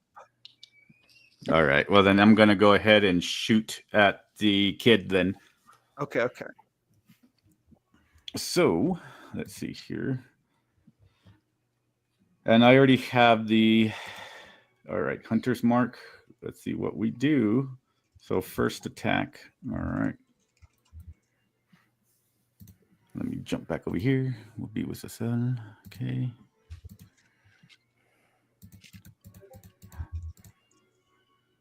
Wait a minute, is that right? Let me see. 1 second.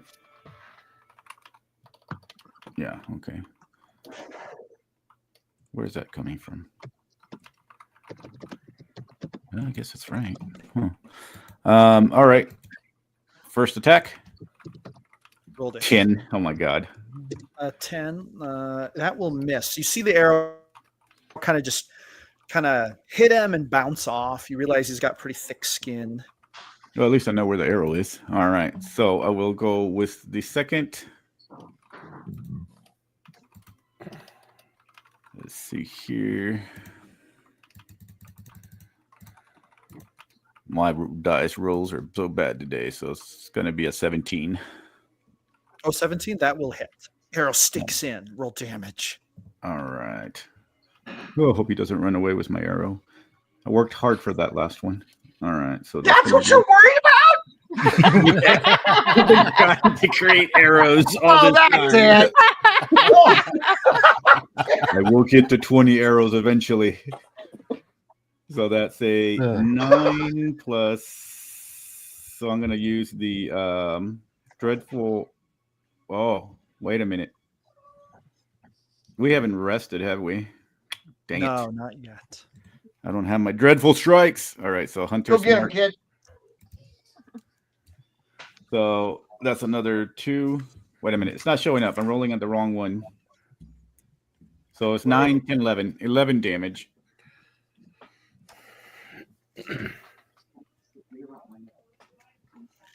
Arrow sticks in. You hear him kind of shout.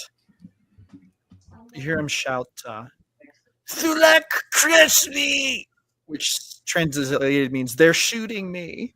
And then you hear a booming voice come from the north, and it kind of shouts, God. which sounds like it's translated to mean, it is good experience for you to learn to hunt. It sounds like he's getting coached from someone about 30 to 60 feet north of him. All right. Well, I guess that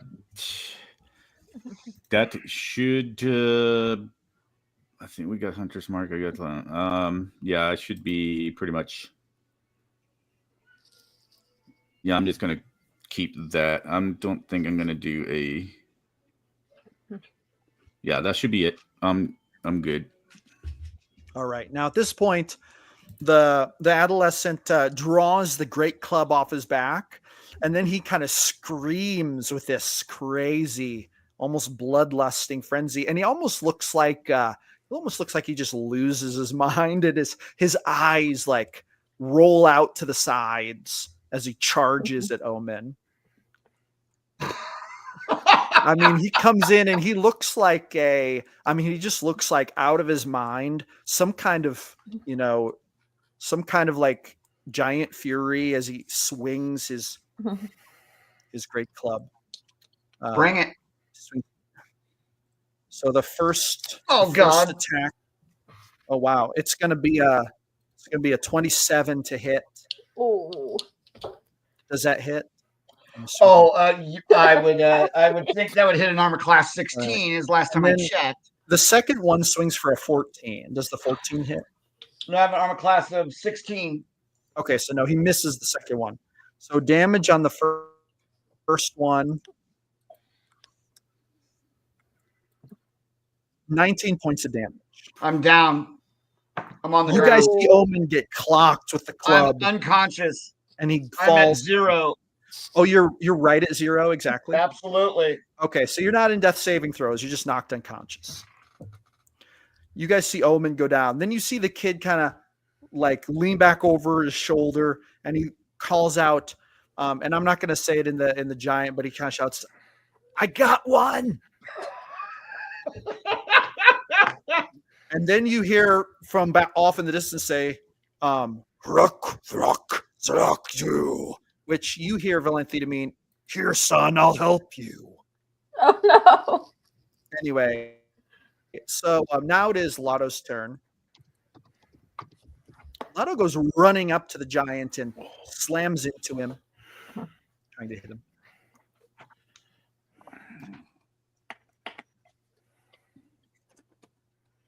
He actually does hit him. He can't do his slam attack. But you see him slam into him with a shoulder, kind of like make an unarmed attack. Hits for 6 damage. Now it is when he does, he kind of grunts and he tries to. It looks like he's trying to push the giant, but the giant's very big. It is now going to be Hector's turn. Just give me a quick second. Yep, that's what I thought. All right. Hector will hobble his way across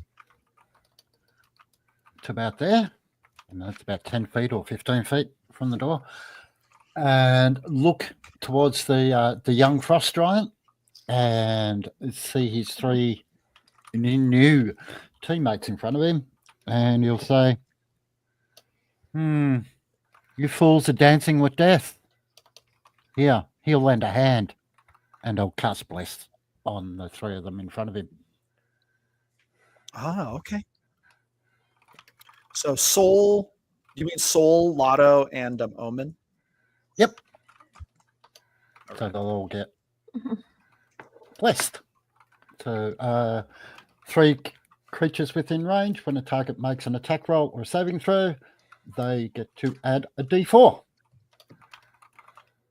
Ah, very nice. And that will last for a minute. All right.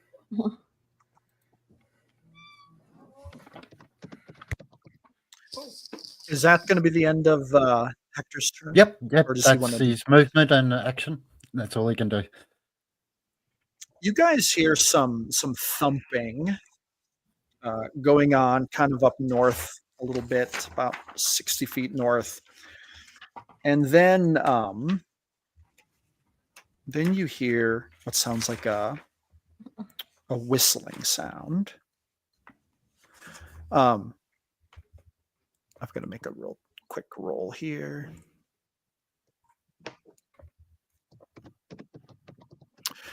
Actually, all of you see what looks like a big boulder, actually quite a big boulder. I mean, a boulder the size of a small car comes flying through the air, but it kind of flies over here and it lands right over here and kind of lands and slams into this rock.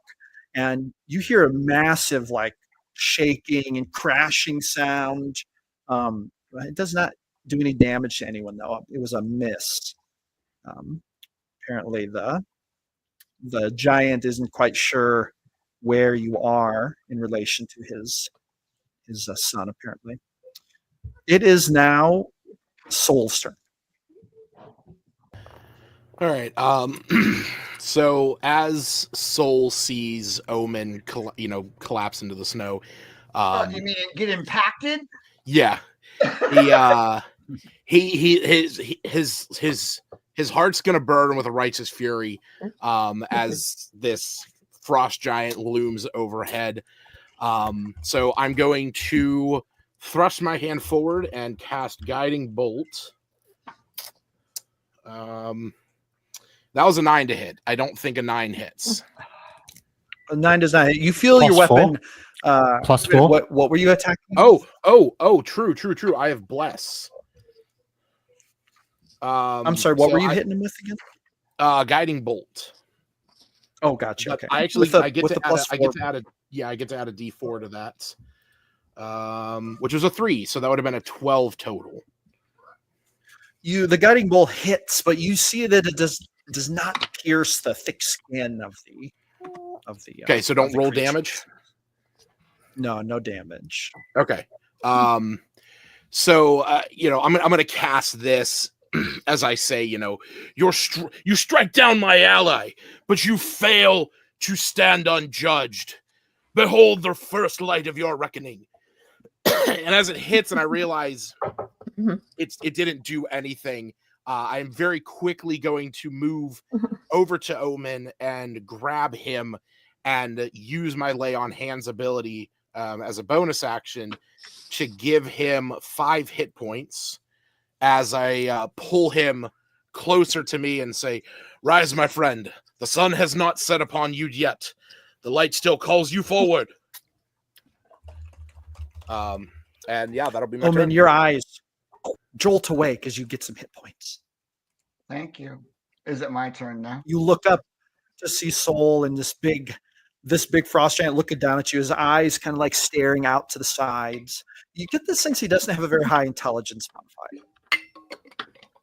That's what I figured. Okay, now it is Omen's turn, yes. I stand up as quickly as possible. I say, "Thank you, idiots!" And I rush towards the giant's legs and attempt to barrel into him. Yes. Roll to hit. What I'm trying to do is just kind of I guess grapple a leg and maybe knock him down or just hinder him in some way so that whoever's up next can do whatever. Yeah. Gotcha. Okay. Here we go. So roll to hit with an unarmed attack. Yes. Unarmed strike +7. Woo! Look Nice. out. Oh, hang on. I figured out the dice roll here. +7. All right, let's have at it. Come on. Here we go. Sorry to keep you in suspense, everybody. Oh, that'd be like a 25. Nice. Nice. Very nice. Oh, that will hit. Now roll a. Let's see. It's going to be an athletics check. We can do that. +5. Roll an athletics check for me. +5. And you're going to have to actually roll with. Oh. No, I'm going to roll with disadvantage. Disadvantage. No, not you. Oh, okay. I thought you were talking about me. No, not you. You have to beat My an 11. athletics check is a 25. So you latch on to one of the legs. I mean, you just have a hold of it. Now, by itself, it's not really hindering him. He just kind of shakes his leg and he kind of shrieks. And he starts to really shake his leg, but you're hanging on there if you want to. Yes, and I say, and then, go ahead. I yell as this is happening at the end of my turn. I say, "Someone get the other leg!" The one that's on fire? Lotto, grab his ass. I don't care. You hear the kid kind of shriek. He kind of shouts, "Ah, Zarak, crack, crack!" And what you hear, Valenthe, is he's kind of shouting, "He's getting up! It's not fair!" Seems what he's shouting. And then you hear a bunch of like booming laughter come from up north. Anyway, so now it is. Let's see. Omen, is that the end of your turn? Yes, sir. Okay, it is now Phalene's turn. Okay, so is the giant grappled or not? No, not he. Okay. He is. Omen is grappled onto him, but he is not grappled. Cool. Like a child They're grabbing setting a something child. up. They're setting up something bigger. I'm gonna use an innate The other leg needs to get grappled before he's technically grappled. sorcery point then, to give myself advantage. And then Phalene, she's like, her expression looks pained for a second, and then it's very unclear whether she's talking about Soul or the giant or anything, but she's just like, nobody can understand what you're saying. And her hands come together, and she is going to cast Scorching Ray. Nice. Oh God. Okay, the first one is a 23. Today is a good day to die. The second one 23 to hit? is 23 to hit. Ah.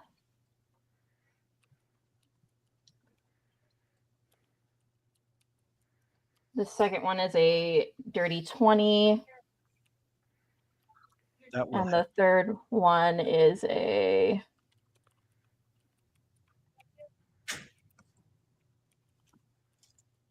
16. The 16 will hit also. They all hit. Oh, nice. Okay.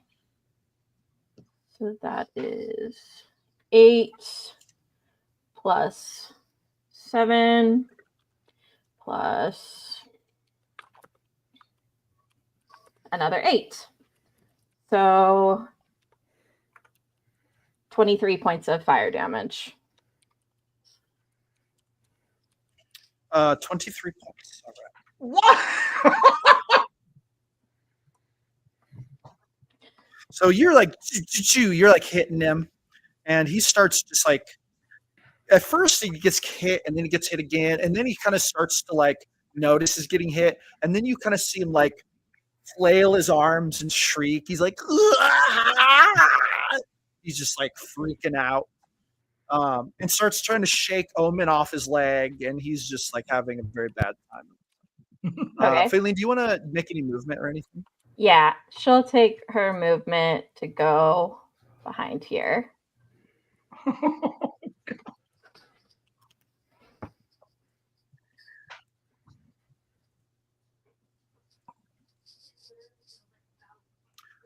Is that going to be the end of your turn? And yeah, sorry, that's the end of my turn. Okay. You guys see Luna creep up behind this rock, and she kind of points a hand, and you see her unleash what looks like some kind of a dark bolt of some kind, and it does hit the giant in the chest, and it deals some damage. Not a ton of damage, but a little bit. Now, at this point, it would be Valenti's turn. Alrighty, well then in that case, I will move. I don't know if it shows the map, but I'm trying to move. Will it show me on the map? Let's see, I guess that's Yeah, you can just move off the map. It's okay. The map only doesn't go far enough. So I guess that's about right there. Gotta go. Thanks for everyone. Waz, thank you. Thank you, Waz. It was. I've given you some instructions in the streaming yard thing. Gotcha. Okay. Very good. Very good. We got you, Waz. Good luck, buddy. Hector is sneaking off to begin his scouting run to the east. Yeah, but we'll He'll say grab that you Lotto guys worked it out. We'll say you guys afterwards. Yeah, he'll grab Lotto To after find the the battle and head east. All right. There's my ride. I can hear Very it. good. Very good. All right, gotta go. Bye. Bye. Ma'am. Have a good one, Waz. Thanks for hanging out. Thanks for playing. All right. So gonna go ahead and try to strike another arrow. Let's go ahead.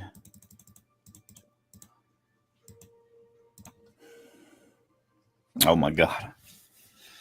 I'll do it again. Oh God.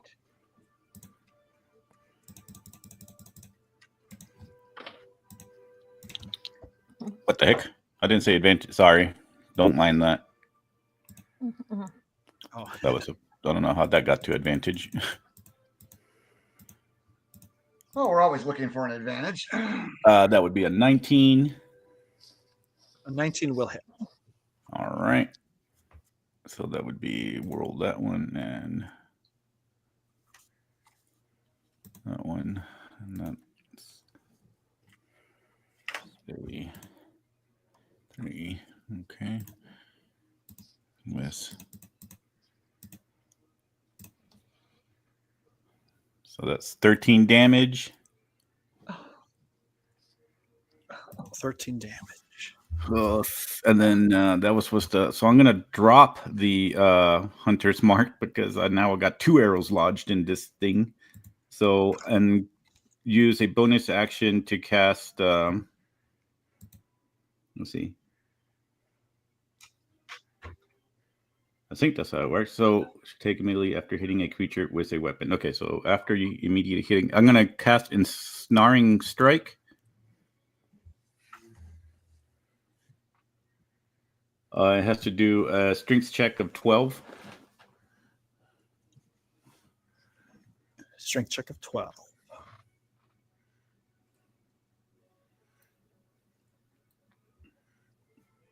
It makes a 16. Oh gosh. Okay, never mind then. I'm done. You try to ensnare him. Was it with like vines or something, or what was it? What would it have? Yeah, like grasping vines appear on it, and yeah. You see the vines start to like kind of appear, and then he would be like, and he like pulls the vines up, and he just starts to like shout, and then you kind of hear him say, you just hear him shriek again. I mean, he's just like an Omen. You just see, I mean, and Am I Soul being just ensnaring strike? I'm No, you don't get hit by it, but you just see his eyes are just, I mean, they're going all over the place. He's drooling. He starts to run. Now, as he starts to run, he provokes an attack from Lotto, who's going to try to swing at him. Unarmed strike. He'll hit him, actually. Now, Omen, you're still on his leg as he's running away. Are you going to remain on him, or are you going to let go?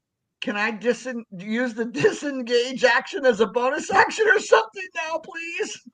I yell at you to grab my arrows as you disengage. You can I totally can't just hear anything he's saying. I'm on a freaking bucking bronco here, guys. You can totally just let go of him and fall off of him if you want to, without taking an action. I think that would be a wise decision. And as I'm removing myself from his leg, I'm like, you idiots! So you fall down into the snow and you kind of tumble for a minute, but you're none the worse for wear, really. And then he goes just like running up north. He goes running up north, and then you hear him just like, I mean, shrieking and bellowing in pain. And then he kind of shouts, you hear him shout, Thulak, Flemrak, Zirak, which, Valentha, it says, they're burning me, help. He's just yelling. And then you kind of hear this chuckling. And then you kind of hear a surprise, like, whoa. And then you hear, miak, thrak, krak, granak, thrak, mrak, kurak, du, venerak, krak. And then Valentha, you basically know that means, haha, my son, come on. We shall come back later and you will get your revenge. You will become a man. Is there any way I could run and grab the arrows? Offices that are in the giant that are on the dragon. The giant. I mean, yes, you'd have to basically. So he's running pretty fast. Oh God! If you take let's see what's the turn order right now. So he just took his turn. It'd be Lotto's turn next. Lotto is just kind of hanging out. It's Hector's turn next. He's not here. Then it's Soul's turn. Soul, what would you like to do? If he's running away, I'm gonna go back to thaumaturgy and just continue booming my voice to shout at them to but this time just roaring like a dragon. Okay. So would you like to make any movement or anything? Soul, would you like to make any movement, or are you just gonna stay? I think I want to just like maybe kind of take a few steps closer. Nothing too drastic, but more or less just putting myself between between like the Here, I'm rest just of putting the. this here for a second. Okay, just more or This less isn't putting actually here. just more or less putting myself between where the giants are and the rest of the party. So whenever you get a little closer, you see that about up here, I mean, there's a very big, about 16-foot tall frost giant kind of hanging back. And this little guy's running up to him, screaming. And you see this big giant is laughing a little bit, kind of chuckling as he's looking at his son. Now, so you just see that because you got a little closer and looked. Yeah. And Omen, you see that as well. Okay, now it's next going to be Omen's turn. Oh man. So I see that the giant. I heard the giants have this little interchange with each other. Did Valencia just like blast right by me and is still running towards the baby giant? Is that what's happening? Well, no, I am gonna run Valenti to hasn't him, had a but I haven't. yeah. he Valenti hasn't had gone a yet. turn yet. Can I see her what she's running like towards that area?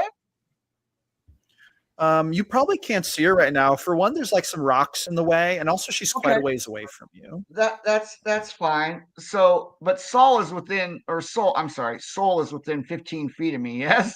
Mm-hmm. I say to Soul, I say, where did you learn your combat tactics? From the brothers at my temple. I shall not learn from them. I start moving away. Let's see, how far can I go? 5, 10, 15, 20, 25, 30, 35, 40, 45. Well, I'm dashing 45, 50. I go inside the cabin. I look for anything on the floor that's a weapon. Maybe the chef's knife, or not on the floor, but by the food, or stuck in the food. Yes, There's maybe. definitely a chef's knife. There are also tent stakes. Yeah, I have some of those in my possession. I have 6 of those tents, or 3 of those tent stakes. And I immediately, I dashed and I did that. So that's, I guess, would be my comment to Soul, and my my movement into the thing would be the end of my turn, and you may continue, GMP. It is Phaeline's turn. Okay. If I move to like here, would I have line of sight in like this area? Of the Of giants. the baby, at least, yeah, if not both. Yes, but the distance is such. Let me see this. The distance is such that the snow is interfering with visibility. So visibility beyond like 40 feet right now is pretty rough. Okay. So yes, you do have line of sight, but there would be a chance to miss just based on visibility, kind of thing. If that makes sense. That's fine. Yeah. How far is it's like 60 feet or something right now. Like 70, maybe 75. So right Being now, weird. if you made like a ranged attack, there'd be a 50% chance of missing due to like the climate. Basically 50% cover.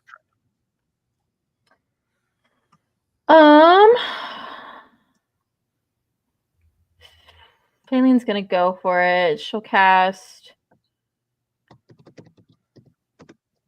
Chromatic Orb with a 22 to hit. Nice. 22. Yep. Sweet. What spell is that? Chromatic or oh shoot, no, I don't have a diamond. Never mind. I'm so sorry. Oh no, that's She'll just cast a firebolt then. now. Do you want me to re-roll just it? to clarify, there was a component pouch in the cabin. She Do you doesn't happen to have it. have this component pouch? Oh, okay. No. Okay. No, then you're gonna cast a different thing. What was it, Can be? Yeah, I'll cast firebolt. And what was the roll? 22? 22, and it only does 1 point of damage. Now roll percentiles, and if you roll a 51 or greater, it will hit. Just due to you're kind of having to kind of guesstimate based on the snow. It's a 54. Heck yeah, you did a point of Heck damage. yeah. Way to go, You guys baby! see Nice. the spell fly past, and then you hear a little come from the giant.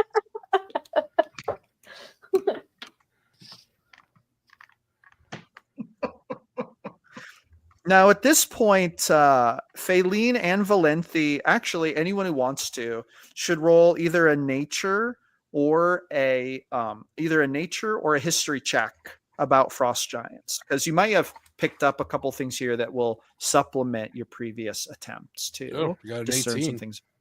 I got a 13. 18? Okay. 13. Yeah, 13 for me.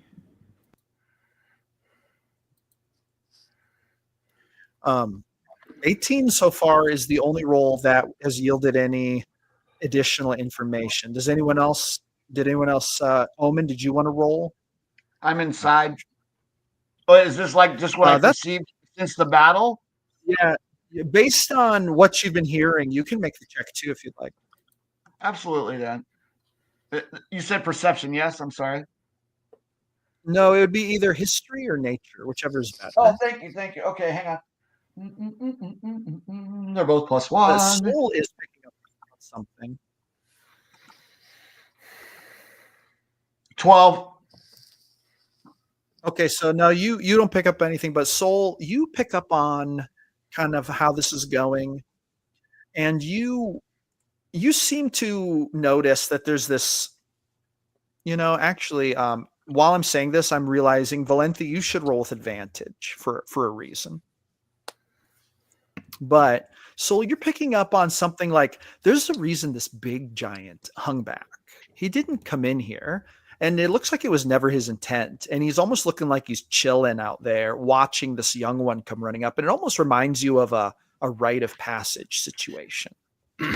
Yeah, I was kind of getting that feeling that since the big one didn't come down here when we started to scorch this thing, that this was not a situation of, like, I need to go and protect my child. This is a dad watching a kid reach their hand over the stove, and the mom's about to jump in and stop them, but dad says, no, let them learn. It seems very likely that this is kind of what's going on now. Valenthe, did your roll with advantage yield at least a DC? Yeah, I rolled the 18 as well. So you're picking up on exactly that. But another thing that you're picking up on about the frost giant thing. So two things with your previous knowledge of frost giants pieced together with what you've seen here, you do realize, and also since you actually understood what they were saying, so it's a little bit more vivid for Valenthe. She realizes two things. Number one, this seemed like a rite of passage thing, but also these frost giants seem to have kind of like some kind of like a pretty at least robust honor system. So this larger giant didn't get involved beyond throwing that one rock, likely because it would have kind of ruined the test or something like that. But it's also true that it's likely or possible that if this adolescent dies, then the big frost giant may take like a revenge thing. Like he might be like, oh, now I have to seek revenge. But you realize if the adolescent doesn't die, he will likely be back. And it will probably, like, now he'll have to come back because you guys beat him. You can't just let that stand. He's probably got to come back for revenge at some point. So that's some knowledge that you have. Right. Okay. I will still pursue. I'm not going to try to hurt him or anything. Yeah. I'm going to so cast. It is Valenthe's turn now.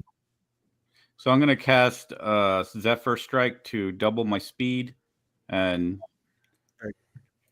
I'm going to chase after him and just try to grab my arrows. Can you make it to him in this turn? I think it was 60. Like Yes, I was measuring. Yeah. Yeah, there you go. So run up there to grab arrows. So when you get to him, do you have to use your action to get up to him? Or do you still have an action? No, I still have an action left because Zephyr doubles it, and then I move another 30. So right at it, I still would stop to have an action. So you go running up there, and then you're gonna, I assume, describe to me how you'd like to go about getting the arrows. Like, are you gonna kind of like just jump up onto him, or kind of like climb up his body? Because I was trying to just keep aiming low around the leg areas. So I don't know where you would say they hit, but yeah, I'm just gonna try to do that. So and pull them out. So go ahead and move up there, and then roll an acrobatics check to jump up and try to snatch the arrow. Let's see here. Actually, it could be acrobatics or athletics, whichever is better for you. Actually, acrobatics. So that's a 16. A 16. Okay, so you jump up there. You jump up on it. Now you get very close. You see this massive older frost giant, and he's just kind of looking at the young one, and he kind of looks down at you. You see his big blue white,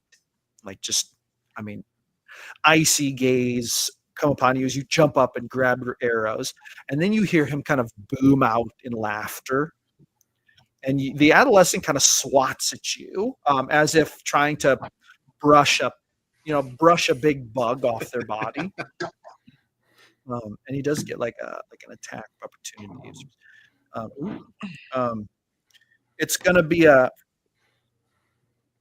does a 20 hit? Yeah.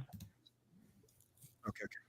So you get your arrows, but then he smacks you with a brush off, and it would send Valenti kind of flying, and then roll a dexterity save to see, with a DC of 12, to see if she can land without like slamming into a rock or something.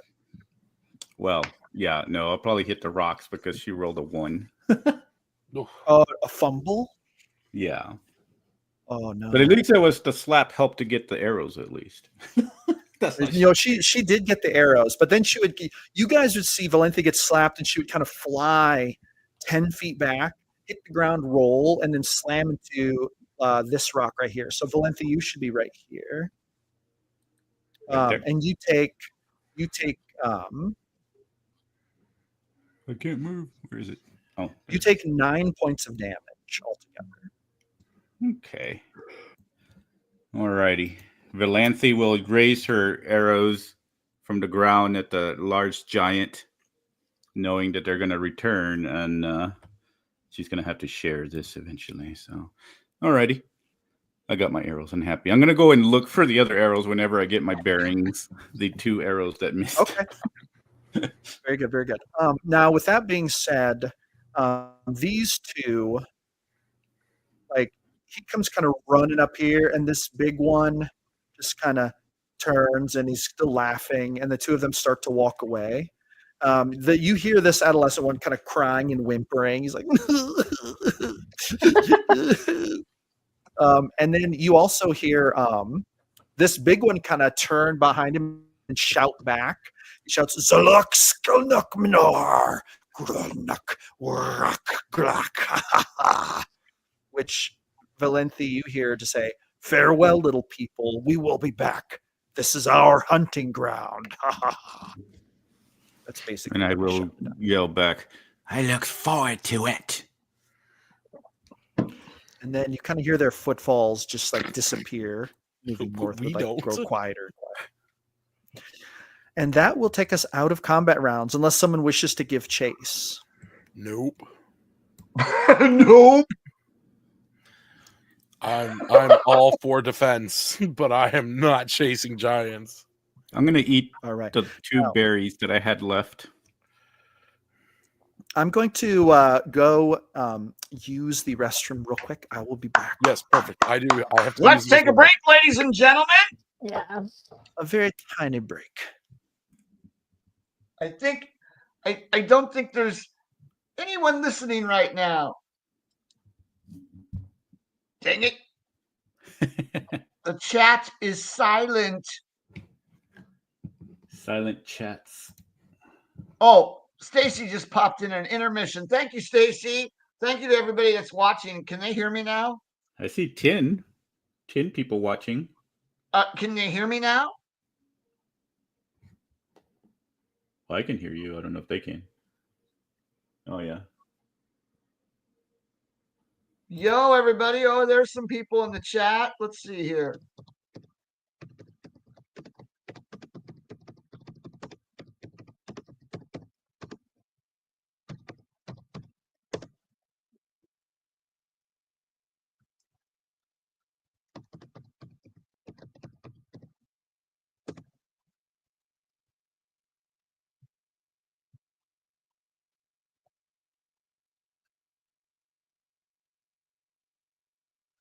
I guess I should break as well then, I guess. I should play some music or something if they can hear me. I don't know.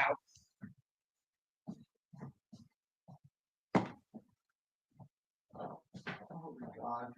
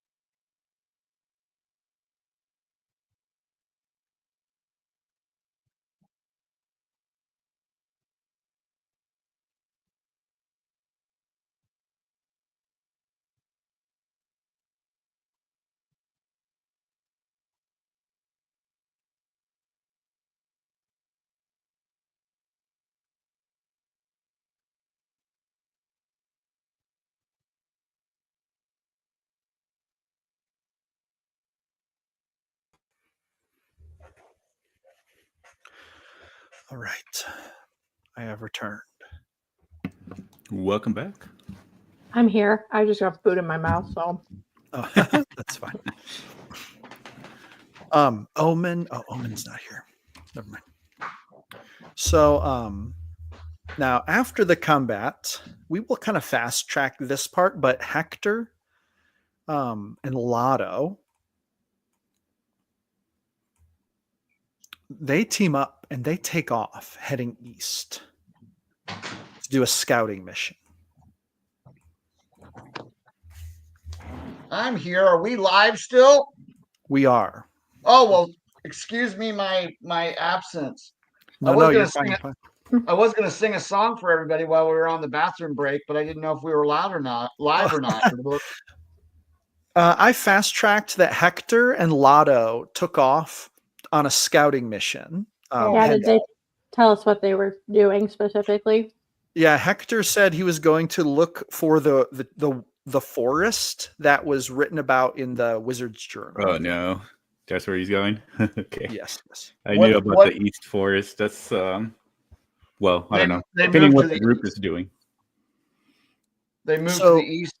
Yeah. So the two of them are gone. Wink, wink. This is how we rationalize Hector having to leave early.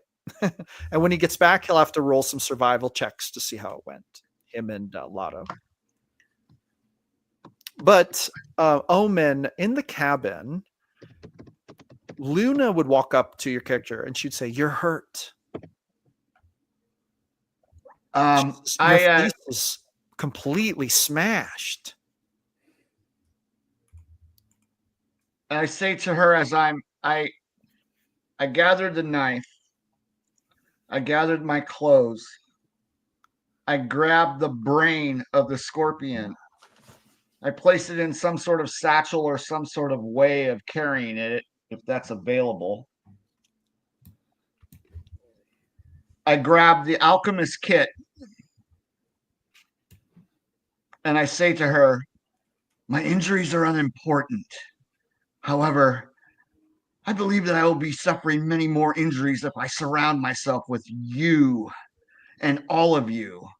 My Lord, we just attacked a child. She's going to look startled, and then she's going to say, "Well, at least let me help you."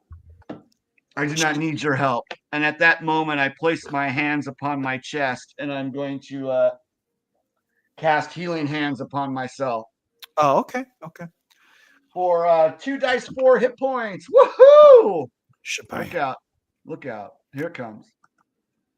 She's Oh, going to kind of back away a little bit, and she's going to say, "You're not planning on leaving." 3. One moment. You can't leave. Total of 4 hit points. So now I'm up to 9. I'm sorry. Oh, absolutely, I'm leaving. You all smell of death to me, especially the cripple. She's going to say, "With him gone, we can talk and we can figure out what to do, but this is going to be such a bad situation if we don't stay together. Also, you do not look better enough. Give me the knife." She holds out her hand for the knife. Child, step away from me, please. She's going to step away. She backs off. Kind of steps outside. And that's exactly what I'm doing. And I will go. Well, I'll just step outside as well into the snow, and I will look to the sky and for a moment hold my mouth open, grasping snowflakes upon my tongue. Now, while this is happening, I will pause here and let someone else do whatever they may or wish. I am in a moment of contemplation for 30 seconds or whatever. Okay, is that all right? Yes. Thank you. Faylene and or Valenthe. I don't think Saul is back yet, but what would you guys like to do? Well, after gathering my arrows again, I know that they're going to return. The first thing I'm going to do is warn them all. But Valenthe already has an idea where she's going because she can't stay here. And she still doesn't trust the party. So she's going to tell them all that the giants will return. And she's going to just give her advice as far as what she's going to do. Because she read the book, so she knows there's possible white dragon to the north and possible trees to the east. Mm-hmm. The south is unsure. So she's going to say, north is suicide. Giants don't share food and dragons don't share anything. South is a gamble. If it's empty, we starve before we find out. The woods are the best chance. I'm heading there. If you want to live, you can follow me. If not, then suit yourself. And if the woods provide nothing, then we can search the south. And then she'll start work. Well, she's going to start. I didn't know they were going to go east. I didn't know Hector and then we're going east. But that was her plan, was to go to the woods because that's going to provide the best stuff for familiar terrain for her. Possibly more cover food and unknown enemies might be more manageable than the ones that are coming back.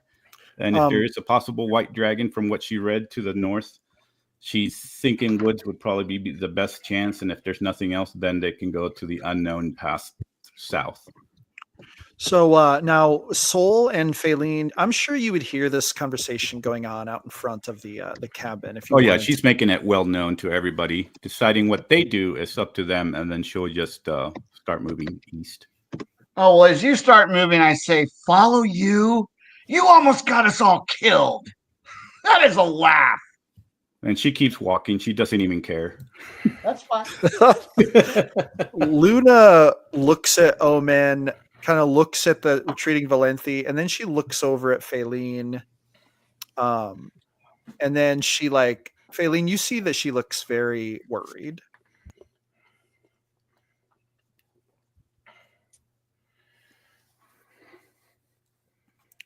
And then she would look over at Sol and she'd be like, yes, I know. I know. Very worried. Don't talk to me. Soul is Soul's gonna look at her and say, Valenthi is an elf, correct? Like has elven features. Yeah, Valenthi is an elf. Yeah. Okay. I'm gonna look at Luna and say, the elf is correct. The forest is going to provide us the most cover. It is also going to provide us resources we need to survive. Possible food is, of course, but the fuel of the fire, we cannot survive without it. And we cannot stay here. Valenthi. So, sorry, I had stepped away. Did Valenthi inform us that the Giants will be back? Yes. Okay. With the news of the Giants' return, this place is not safe. We must gather what we have, what we can carry, and we need to make haste. And while we might not know each other fully yet, there is a level of faith we must have in one another. Let that faith blossom into knowledge. Let that faith blossom into trust. Right now, Valenthe is the one that we need to have faith in. Luna would go running up to Soul and just like run up to him, and she would throw her arms around him in a big hug. And then she just has a little tear run down her face. And she's like, "Are you going to let me come with you?" I'm not going to leave you. I'm not going to force you to stay here. I will not drag you along, though. You, as Valenthe said, you need to make your choice. I'm going. Good. I'm glad. I believe we have a discussion to have. And I sort of, look her up and down for a moment. And I say, as I said, I have faith, but faith will blossom into trust. But it is through knowledge that faith is turned to trust. She's going to nod her head like she agrees. And I will gather up whatever I can. If not everything has been gathered up, and we'll start to follow Valenthe and Lotto and Hector. Is there anything you want to give to Luna to carry? Yes. Anybody? I want to give her the dagger. Oh. I want her to have something that if she finds herself in a moment where for some reason her magic fails her, I want her to have something that she can use to defend herself.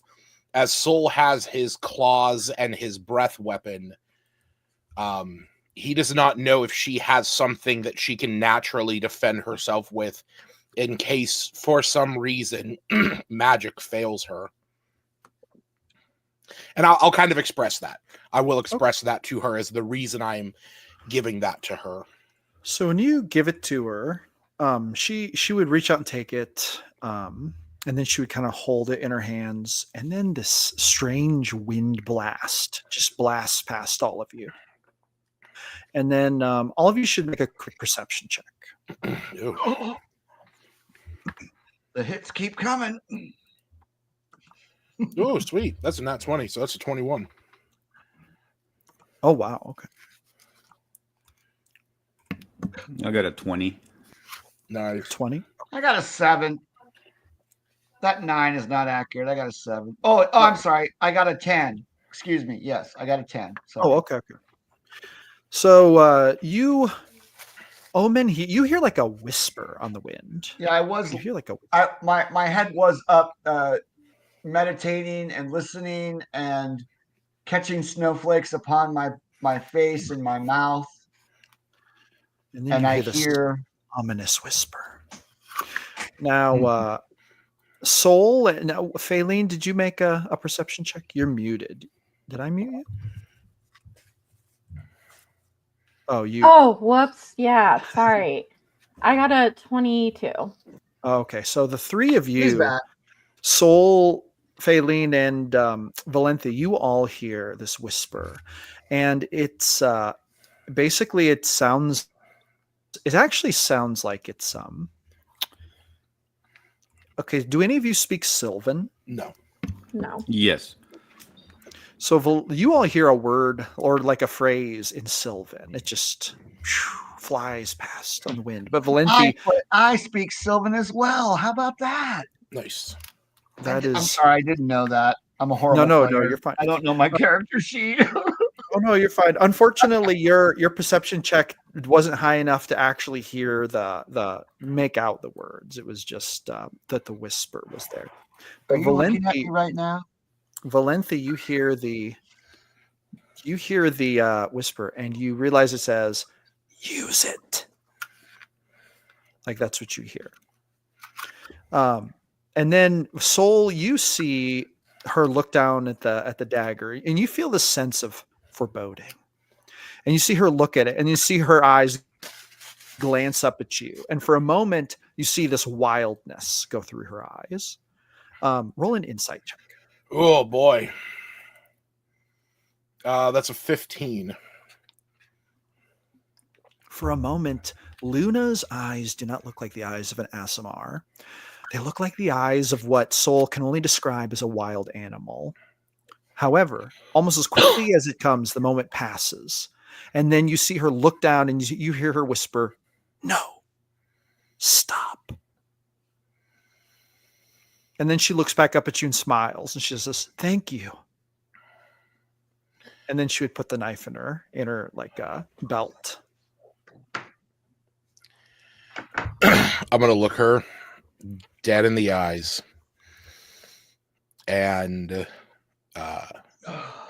like knowing that I don't know what was said.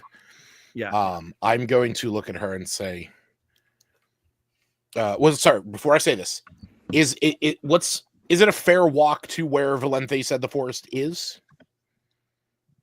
So there was actually, that's a good question. And Valenthe, in your knowledge, have you reported any possible idea about distance or time to the forest? No, I just know it's to the east, and at least this guy was able to get there from where he was. Okay. Then I'm going to look at her square in the eyes, and I'm going to say, we have some traveling to do. And during that, I have some questions for you. I want you to be as honest as you can. Because, again, we need to be able to trust one another in these situations. And I do not want the others distrusting you. She's going to say, "I don't know what you're talking about, but I will talk. I'll do whatever. I'm in the same situation you're in." I will step to the side and gesture for her to walk in front of me. So she's going to go ahead and kind of almost like hop, she puts in a lively step to follow Valenthe, acting like there's definitely some haste in her heels, so to speak. Would Valenthe have noticed when that whispered anything about what was happening with the dagger or anything? So your perception check would have certainly yielded, everyone would have seen that Soul was giving her the knife at that moment. That would have been something everyone would have seen because it was a pretty public thing. And yeah, he was not trying to hide that in any way. Yeah, I didn't think so. And it was really the only public, I think, conversation going on at the moment. So yeah, Valenthe will stop and just warn.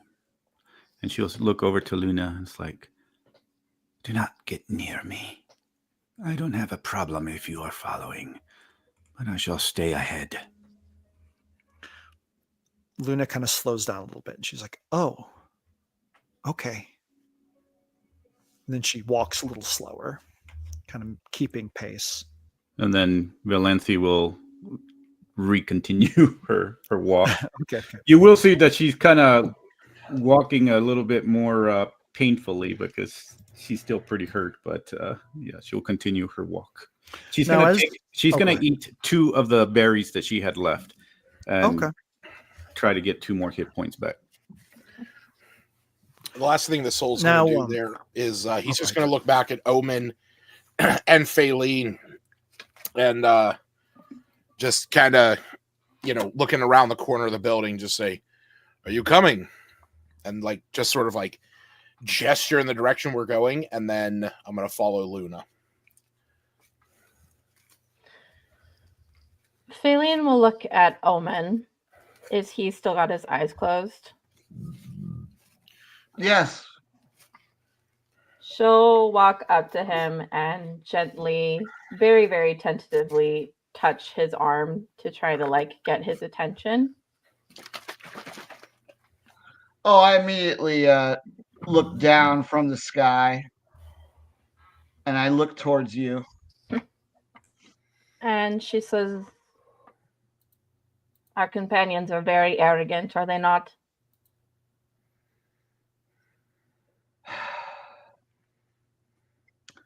I believe that you also attacked the child. To be fair, he attacked first. A child is no longer a child when they wield a weapon. I realize he attacked first. Do you not recall what has just occurred to my physique? And I chuckle. I will not blame anyone for defending themselves, but I do not like that they all walk away without speaking or saying what they mean or getting any of our input before making decisions. We do not have to go with them. I appreciate your counsel. Considering my current state of affairs, as I spit blood onto the snow, I believe they walk in a path that is not one that I wish to follow. I am aware of cold embrace. In addition, I'm aware of that which fosters it, calls to it, accelerates it, and accepts it. I have heard whispers, not only here, but elsewhere. These things are disturbing. They are the antithesis of all that is good, and they boldly go towards it. I say, let them go. Let them walk. They not seek my counsel? So be it. I not need their acceptance nor their companionship. I am free from where I was, and now I am trapped here. I do not know exactly what I should do. And then I begin to look at the sky again, and I say, be silent. I will make my own decisions. Do not talk to me in such a manner. She says, I do not mean to speak down to you. I would stay with you as a friend. Oh, no, wait. Wait.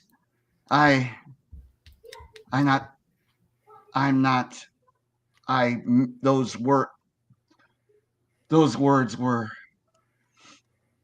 forgive me. I was not speaking to you. Oh.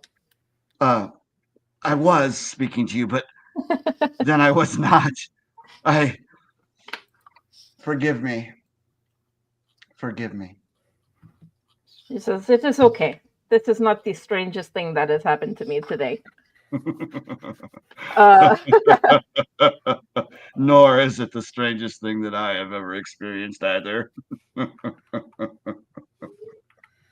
Feline will essentially say something to the effect of, we do not need them, but I know places like this. She says essentially like she knows mountains like this, and you cannot survive without a clan or a group.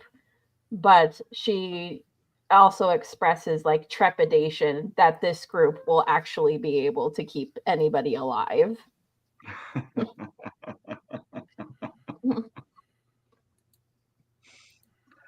But the elf's not wrong in that there may be more protection and resources in the woods.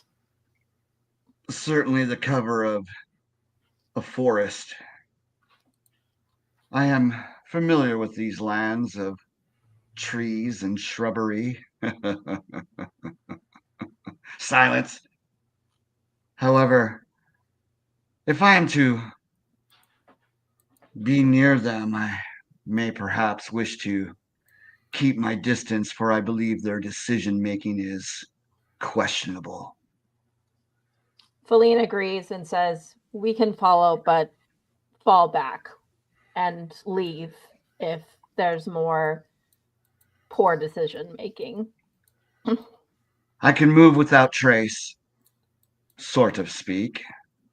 I am not worried about hiding myself from them. However, I'm not sure I wish to go near them, but I will move in that general direction if it allows for cover of a forest. Absolutely. I would welcome to walk along this path as long as you can keep up. She says, no offense, but I think I know snow better than all of you. I can keep up. Fantastic. Then I will see what your skills show me. Will be an interesting thing. I have not learned something new in quite some time. She says, you seem troubled. Let me tell you a story as we walk.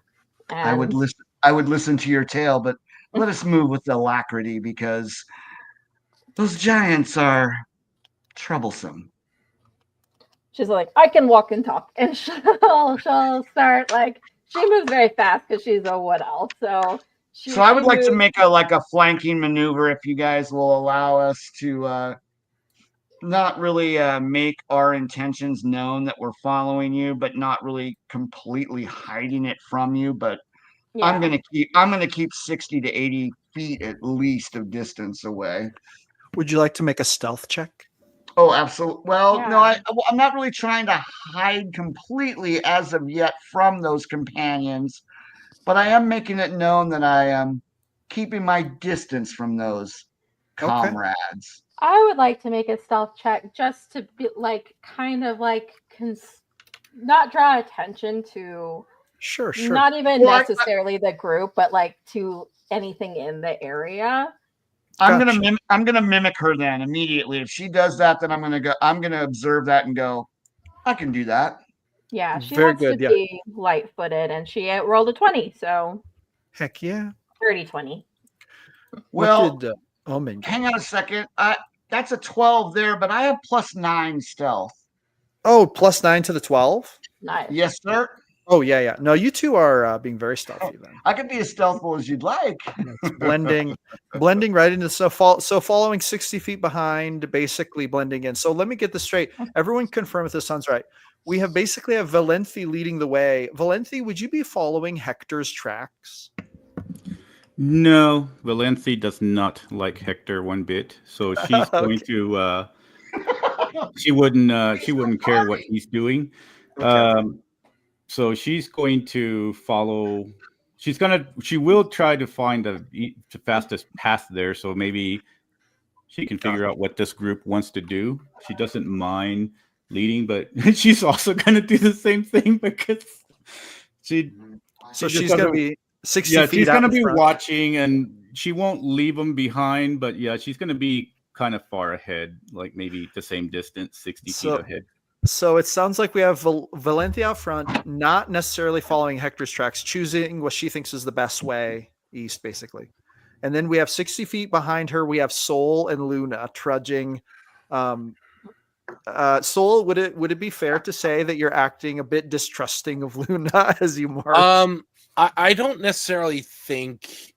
I would not say it would be distrusting. Mhm. But I'm being very mindful of any action she does, anything she says. If it appears that she's talking to somebody, if like very just observant. Okay. Because once we sort of get into stride, I am going to want to talk to her about the fact that, when there was that heated discussion back inside the cabin, that I could tell she wasn't telling the whole truth Gotcha. about whenever Hector called her out for, not being, one of us, quote unquote. Gotcha. Now, there's enough distance between these three segments that you could try to make that a private conversation, or could you just be out and about in the loud, out and about? What would you say Soul's approach? It definitely would be something he would want to kind of keep a little quiet, not necessarily wanting to hide it from anyone else, but more the fact that he recognizes that this is something Luna is hesitant to discuss with everyone. So he wants to make her comfortable enough that he's not like, picking her up and going like, what do you know? Where are you from? Anything like that. Like Gotcha. he definitely wants to make it a situation where, she is willing to talk with him and keeping it between themselves.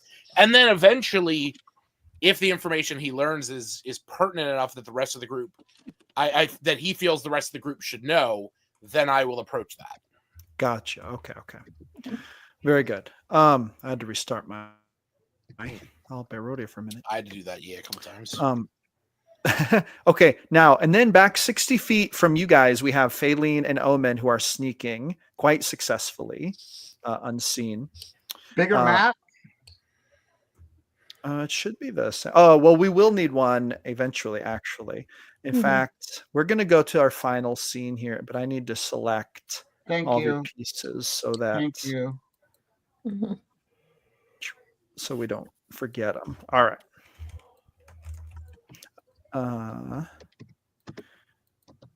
Now, let me just make sure I do this right. All right.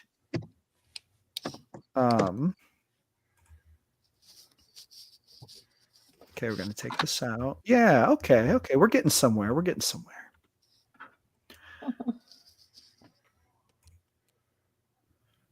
So you guys travel for about 3 hours. Along the trail. Do you guys have control of your pieces right now? Yep. Yeah. Okay. I don't think so. No. You don't have control? Okay, here we go. Let me fix it. I wonder why. Very interesting. Oh, thank you so much. You're doing such good things with the map, and I'm not paying attention. I apologize. No, you're fine. Now can you move it? Okay, excellent. So you guys are basically now this map, Valenthi, basically as you're going, you would have determined, here in this kind of portion, we're going to kind of go north. So you're kind of up there in the north part. And then we have Luna down here, which she dropped off somehow.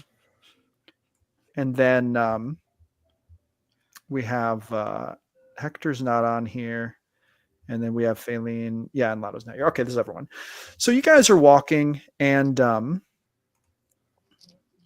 Valenthi, you are, like I said, up ahead, and we're going to do one more quick thing. Now, like I said, 3 hours have passed, and Calf, since you were going to have kind of a bit of a private conversation with her as you guys were walking, we're going to say if you wanted that conversation to take place during this 3 hours, then we might over the next week have a little bit of a Discord conversation. Definitely that'll work for about me. it. Okay. Love that. But we do have a moment here coming up. Now, Valenthe, actually, just to give us a little more map, I'm going to move you, Valenthe, right here. Basically, you guys haven't made quite this much progress yet. I realize you guys might be further apart than this, but we're just going to treat it like this just for now, just because of the Just map. pretend. Theater of the Yeah, mind. just for. Are we pretending right now, or is this real life? Is this the Well, Matrix? actually, Sorry. let's treat each of these squares as a 10-foot for the purposes of this. Okay. Actually, so go ahead and put your characters where you'd want to be. But Faylene, we'll say this is how far north you've gotten, just on this little ledge here. You're kind of working your way around a ledge. Now, Valenthe, as you're moving, where's what at? Where's Faylene? Oh, I'm like way Oh, down she's here. down here. Sorry, I scaled Soul down. Oh, Yeah, you can. seeing, Yeah, I'm not totally. seeing her, but that's all right. As long as weird. I'm next, Interesting. as long as I'm next to her, that's all that matters. But I'm not. But I'm right here. Hello. Oh, You can I'm move down down next. here. You can move Oh, down there next you are. to her. Hi. How are you? Sorry. Little Now, weirdness there. Okay, thank you. That's good. Continue. I'm sorry I interrupted. Valenthe, as you're walking, the weather is kind of thick. It's snowing a bit, and suddenly you get close enough that you can see a figure kind of appear in the frost. And when I say appear, I mean you just walked far enough that now it has come into your visibility. Oh, great. But this figure is holding a staff that has like a hooked end. And if you look kind of close at the figure, you can see like the token, you can see it's wearing a mask. It's got furs on, like fur boots. And it's standing there as if it was waiting for you. And when you come into view of it, it kind of tilts its head and it looks at you. The wind is howling. It's cold. What are you going to do? I ask it. Are you friend or foe? Having my bow ready just in case. Not like aiming it at him, but just at the ready in case I need to bring it out. With the mask and all the furs and the clothes, it's almost impossible to tell what species it is or if it's male or female or anything like that. It's very, very difficult, except for you do see that it has long white braids coming out the back of its head, but So beyond cool. that, it's impossible to tell. But now it tilts its head at you, and then it reaches into its pouch on its belt, and then with its like a gloved hand, and it pulls something out and it tosses it to you, which it kind of flies through the air and then lands about 5 feet in front of you. I will look at it. When you go up to it, you see that it looks like a very smoked, dried piece of fish. I will smell it. Now, while this is going on, Soul, Faylene, Omen, do you guys want to do anything? Can we see any of this? I mean, we're pretty far back. You are pretty far back, but you do see that Valenthe has halted and you hear her speaking. I do have a question about the terrain, which is like, how high are these rocks? Those ledges are about this big one all the way to the right is about 30 foot tall. This second one to the right is about 15 feet. Okay. And then the two other smaller ones to your left are about 10 feet. Would there have been an opportunity of like us being able to walk up here previously? Oh, totally. Yeah. There's lots of climbing footholds. Okay, cool. Great. I think we would have probably followed up here. I am loving her direction. It is my natural intent to do what she has chosen organically, and I follow her with great appreciation to her skills. You can go ahead and move where you'd like to go because there's time to move. We're just about to wrap up the session. This is just a tiny little role play moment. So go ahead and move wherever you'd like to. I actually think Soul, you as well. Yeah, Faylene would have chosen the higher ridge ground, but not all the way up to the tall. And then how about you, Soul? I'm just gonna follow. I'm gonna stay just on the path. He's if anything happens, with Valenthe, he wants to be, still in that lineup that he's able to go up and assist. If Soul goes much closer, he would see this figure up ahead. Okay. Now, I'll more just judge how, or more just take in how Valente's dealing with them. I'm gonna. Valente, what would you like to do? Yeah, I wanted to smell it and roll like a nature check to see if it's like what. Just to kind of like I'm looking at it, trying to see is it editable? Is it like trying to decipher what the intent was? You should roll a nature or a survival, whichever's highest. Rolls. All right, let's see here. I will go ahead and roll a nature then. So let's see. That's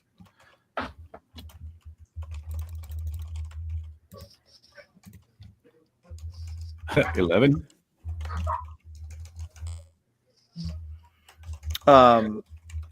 You smell it. It smells very good, if a bit bland. I will stare at him and take a bite.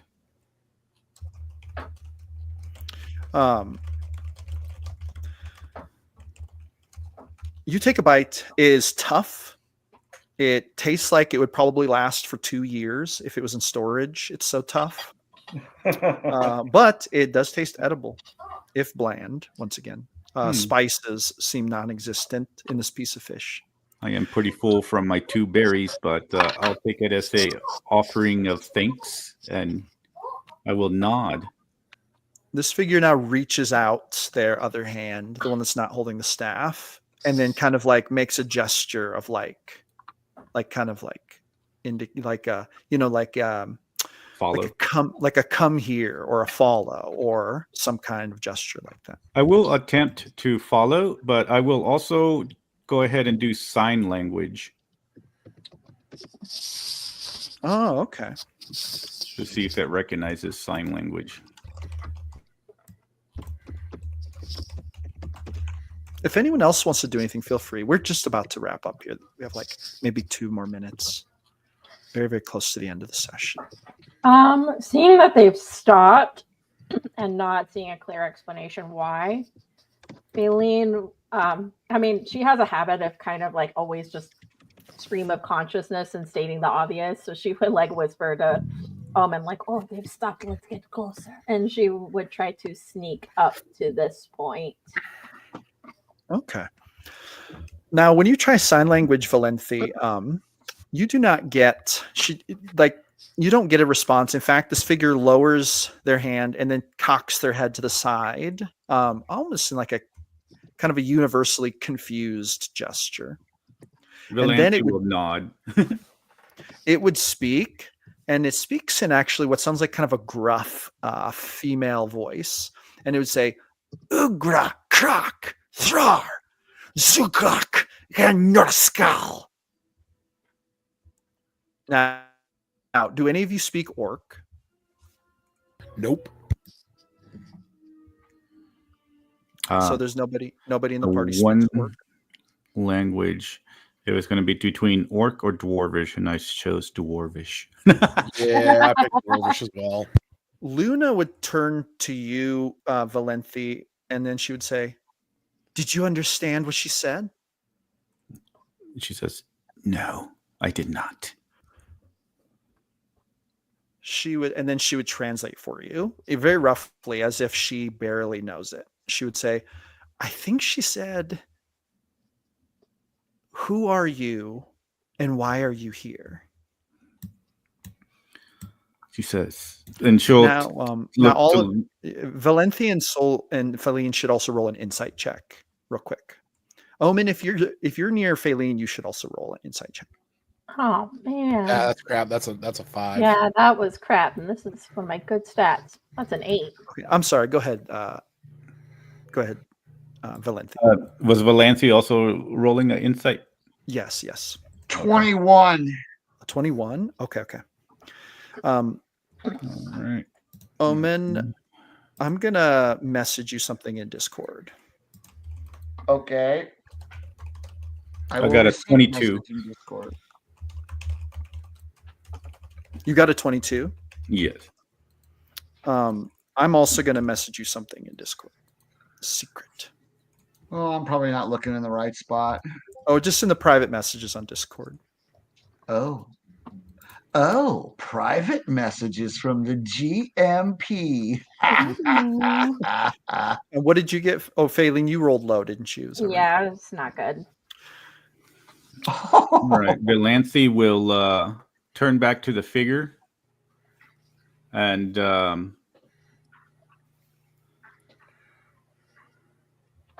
she will she will try to gesture if she can approach, like doing like hands that are like in a kind of not like I don't know, what would you say, peaceful, Yeah, maybe like a submissive, and see peaceful gesture. and look if and try to put her arm to her chest and then to hers if she can approach. The figure kind of takes a step back and then puts two hands on the staff, but then nods its head. She will slowly walk over to her, and the best way that she could do this is she's going to draw on the ground an area where they had come from, and just kind of like she's gonna keep like erasing it in a way, and then putting them back, like the dots are just appearing, and until maybe she understands, like she keeps erasing, and then at the circle that they appeared, and she's gonna draw the symbol that was at that circle, and then she's gonna kind of like doing a picture book of what they did to get to the cabin, and then eventually how, like, doing all this, I guess, without role playing it, to show them what they what happened to them, frost giants, and then they're trying to get to a forest is what she's drawing. So as you're doing this, you should roll I would say just a straight up intelligence check while you're doing this. Now, while that's happening, Faylene and Omen, you guys hear something above you. It sounds like a kind of a light whoosh in the sky. And then you hear this shriek, and you see this hawk fly over you very low. It comes within like 10 feet of you, and then it flies past you. Can I So get that's a 7. read on its body language, rolling animal handling? Yeah, go for it. That's a 16. Oh yeah, you see it, and you instantly think to yourself, that owl or that hawk is scouting us. It's like looking at us and studying us. That's what you think to yourself. Okay. And then you see it fly over the ridge line, and then it circles around, and then it kind of flutters and lands on this person's shoulder. Mm. Okay, now what did you make for your intelligence check? I made a 7. So this figure kind of very reluctantly walks forward, just to where it's far enough out of reach of you that you couldn't reach it, but that it can kind of reach your drawing with its staff. And then it points the staff down, and it says, Guru Krishna. And then she'll kind of repeat, Guru, Guru. And then she'll point the staff at you. Not in like a threatening way, but as in like she's asking a question. It definitely sounds like a female voice, but very, very guttural. And then Luna from behind you will say, she said, God's speaking. And then she's asking you if you are, I think she's asking you either if you're a god or if you're from the gods. Valanthe that knows is where that we're. Oh, okay. What's that? And that is where we're going to end it for tonight. On a cliffhanger there, where you're talking to this strange figure. Thank you, everyone, for joining us. That is going to be the end of the session. I'm going Go to boldly. go boldly. We will see you again on Tuesday. Good job, Shabbat. everybody.